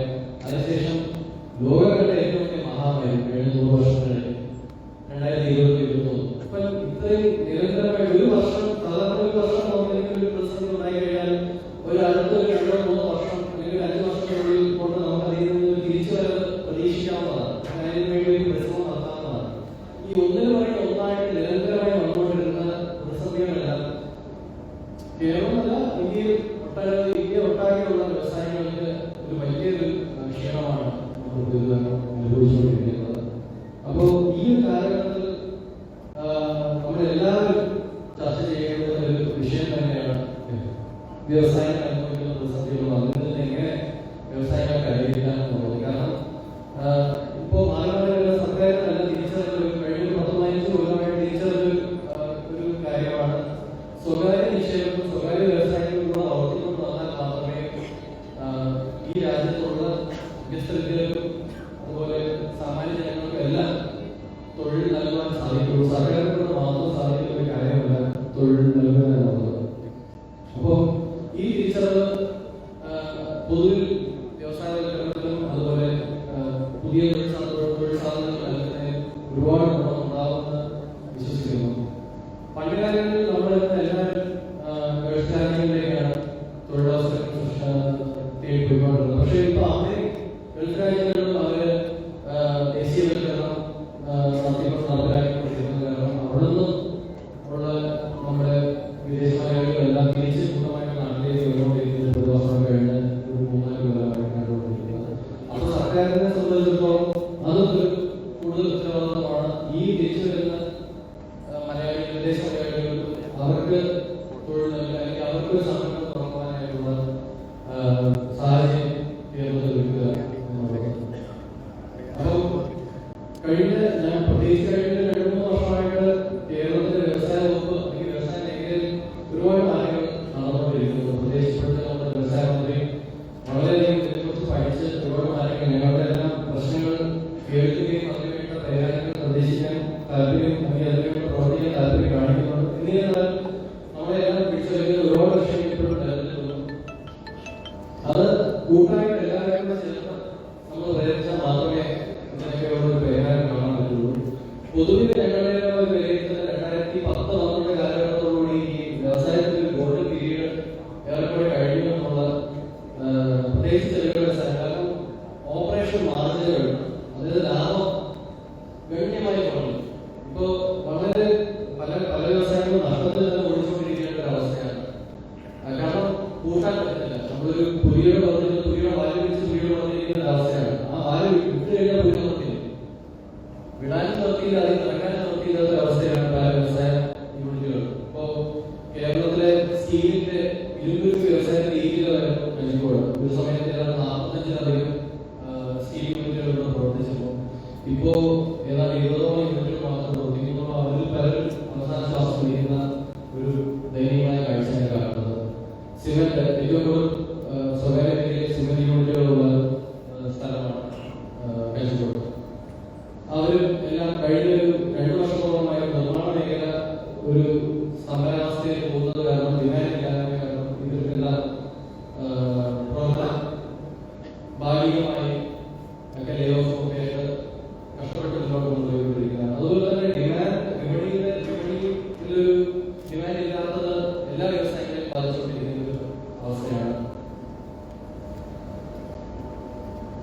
പിന്നെ എനിക്കിത് പ്രത്യേകിച്ച് നിങ്ങളെല്ലാവരും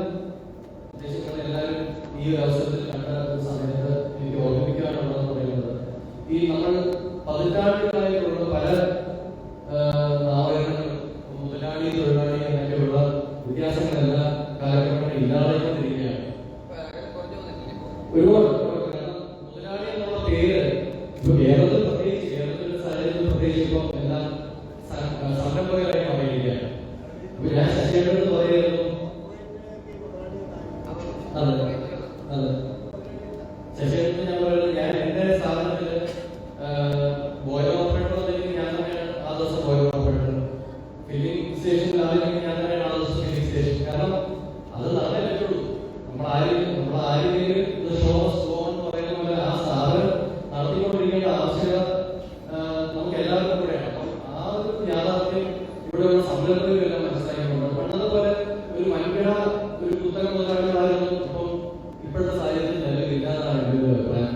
ഞങ്ങളെല്ലാം സ്വന്തം വീടും ഭാര്യയുടെ ആഭരണങ്ങളടക്കം പഴയ വെച്ചും ഒക്കെയാണ് പണം സ്വരൂപിച്ച് സ്ഥാപനങ്ങൾ നടത്തിക്കൊണ്ട് പോകാൻ കഷ്ടപ്പെടുന്ന ഒരു കൂട്ടം സംരംഭകരാണ് കേരളത്തിൽ കൂടുതലായിട്ടുള്ളത്. കഞ്ചിക്കോടിന് പ്രത്യേകിച്ച് വേറൊരു ലോകം പറയുന്നത് ഇവിടുത്തെ സംരംഭം ഞാൻ ശ്രദ്ധിച്ചത് ഒരു ഭൂരിപക്ഷവും പാലക്കാട് നിന്ന് പുറത്തുള്ളവരാണ്. പാലക്കാട് പുറത്തുള്ള പലരും ഇപ്പോ കഴിഞ്ഞ വർഷം മുമ്പ് ഇതിന്റെ പ്രസിഡന്റായിരുന്ന കഞ്ചിക്കോട് ഡിസ്ട്രിക്ട് പ്രസിഡന്റ് അദ്ദേഹം കാസർഗോഡുകാരൻ, ജനറൽ സെക്രട്ടറിയാണ് ഞാൻ എഴുപതുകാരൻ. അതുപോലെ തന്നെ ഞങ്ങളുടെ കമ്മിറ്റിയിൽ ഭൂരിപക്ഷവും പാലക്കാട് പുറത്തുണ്ടായിരുന്നവരാണ്. ഇപ്പോഴും അത് തന്നെയാണ്. അപ്പോ ഇത് പൊതുവെ പക്ഷെ പാലക്കാട് നിന്ന് എത്തിപ്പെട്ട് കഴിഞ്ഞാൽ പാലക്കാട് നിന്ന് ആരും പുറത്തേക്ക് പോകാറില്ല. ഇവിടെ തന്നെയാണ് സെറ്റിൽ ആകാൻ. കാരണം ഞാൻ മനസ്സിലാക്കിയത് എനിക്ക് അനുഭവിച്ചത് വളരെയധികം നന്മയുള്ള ഒരു പ്രദേശമാണ് പാലക്കാട്. വളരെയധികം നന്മയുള്ള ഒരു പ്രദേശം, വളരെയധികം നന്മയുള്ള ആൾക്കാർ ഉള്ള ഒരു പ്രദേശമാണ്. പലപ്പോഴും എന്റെ സ്ഥാനത്ത് തന്നെ ഞാൻ ഒരുപാട് പ്രതിസന്ധികളിലൂടെ തരണം ചെയ്യുമ്പോഴും എന്നെക്കാളും കൂടുതൽ അത് അലട്ടുന്നത് എന്റെ സ്ഥാപനത്തിൽ ജോലി ചെയ്യുന്ന തൊഴിലാളികൾ, കൂടുതൽ സ്ത്രീകളാണ് ജോലി ചെയ്യുന്നത്.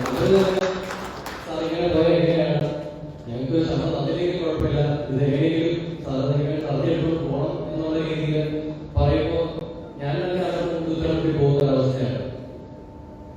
അപ്പോ എന്റെ സ്ഥാനത്ത് നമ്മളിപ്പോ ഞാൻ ഈ പറഞ്ഞ ഓരോ പ്രതിസന്ധികളിലൂടെ കടന്നു പോകുമ്പോഴും 2019 ജപ്തിയുടെ വക്കിൽ എത്തിയിരുന്നതാണ്. ജപ്തി നോക്കി ചോദിച്ചു എന്റെ സ്ഥാപനത്തിന്റെ മുന്നിൽ. അന്ന് എന്റെ അടുത്ത് ആ മാനേജർ ജപ്തി ചെയ്ത് മുഖാനായിട്ട് വന്നപ്പോൾ അദ്ദേഹം പറഞ്ഞു, അദ്ദേഹം അതിൽ വീക്ഷിച്ചിട്ട് എന്റെ അടുത്ത് പറഞ്ഞു, ഞങ്ങളിപ്പോ കൂട്ടാനാണ് വന്നത്, നിങ്ങൾ വേണമെങ്കിൽ പറയാം, പക്ഷെ ഞങ്ങൾ പോലീസുമായിട്ട് വരുന്നു. ഞാൻ പറഞ്ഞു, നിങ്ങളുടെ ജോലിയാണ് ചെയ്യുന്നത്, ഞാൻ തടസ്സപ്പെടുത്തുന്നില്ല, ഇത് പരാജയപ്പെട്ട് ഞാനൊരു ഉത്തരവാദിത്തം എനിക്ക് കൂടെയാണ്, അപ്പൊ ഞാനത് പൂർണ്ണമായി കൈയെടുക്കുന്നു എന്ന് പറഞ്ഞു. പക്ഷെ അദ്ദേഹത്തിന് എന്തോ ഒരു ദേവത നോക്കി അന്ന് അദ്ദേഹം കൂടാതെ പോയി. കുറച്ച് സ്റ്റോക്ക് അത് എടുക്കൊണ്ടായിരുന്നു. അദ്ദേഹം നിങ്ങൾ രക്ഷപ്പെടാൻ നോക്കും, ഞാനിപ്പോ തൽക്കാലം പോകുന്നില്ല, സിംബോളിക് പൊസിഷൻ എടുക്കാന്ന് പറഞ്ഞ അദ്ദേഹം പോയി. പക്ഷെ അവിടെ നിന്ന് പിന്നെ ദൈവം സഹായിച്ചു, എന്റെ കൂടെ പ്രവർത്തിക്കുന്നവരെല്ലാവരും സഹായിച്ചു, അവിടെ നിന്ന് തിരിച്ചു വരാൻ പറ്റി. കോവിഡ് സമയത്തും എല്ലാം ഞങ്ങളുടെ പ്രവർത്തിക്കുന്നവരെല്ലാം വളരെയധികം കഷ്ടപ്പെട്ടെല്ലാവരും ഈ റെസ്ട്രിക്ഷന്റെ ഇടയിൽ കൂടെ തന്നെ പ്രവർത്തിച്ചുകൊണ്ട് ഞങ്ങൾക്ക് നമ്മുടെ സ്ഥാപനത്തെ വിജയിപ്പിക്കാൻ പറ്റി. ഇപ്പോൾ അത് സാമാന്യം ഭേദപ്പെട്ട രീതിയിൽ പ്രവർത്തിക്കുന്നു. പല രക്ഷകളും പലതും ഉണ്ടെങ്കിൽ പോലും പിടിച്ചു നിൽക്കാൻ പറ്റുന്നു. അപ്പോൾ ഞങ്ങളെല്ലാം സംരംഭകരോട് ഞങ്ങളെല്ലാം ശ്രമിക്കുന്നത് പിടിച്ചു നിൽക്കാനാണ്.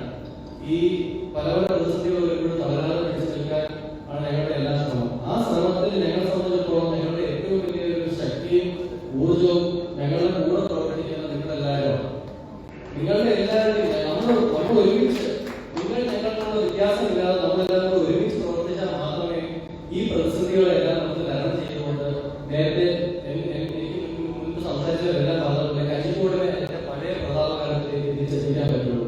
ഞാൻ മനസ്സിലാക്കുന്നത് 1962 പ്രീമിയർ മീൽസ് എന്നുള്ള സ്ഥാപനം വന്നതോടുകൂടിയാണ് കഞ്ചിക്കോട് വ്യവസായ മേഖല. അവിടെ നിങ്ങളോട് ഞങ്ങളൊരു 3-4 വർഷം മുമ്പ് JCB ആണ് ഇതിന് ആധികാരികമായിട്ട്. JCBയുടെ കണക്ക് പ്രകാരം 400ഓളം വ്യവസായങ്ങൾ കഞ്ചിക്കോട് പ്രവർത്തിക്കുന്നു എന്നതാണ്. മുമ്പ് രണ്ടാമത്തെ ഏറ്റവും വലിയ വ്യവസായ മേഖലയായിരുന്നു കഞ്ചിക്കോട് അറിയപ്പെട്ടത്.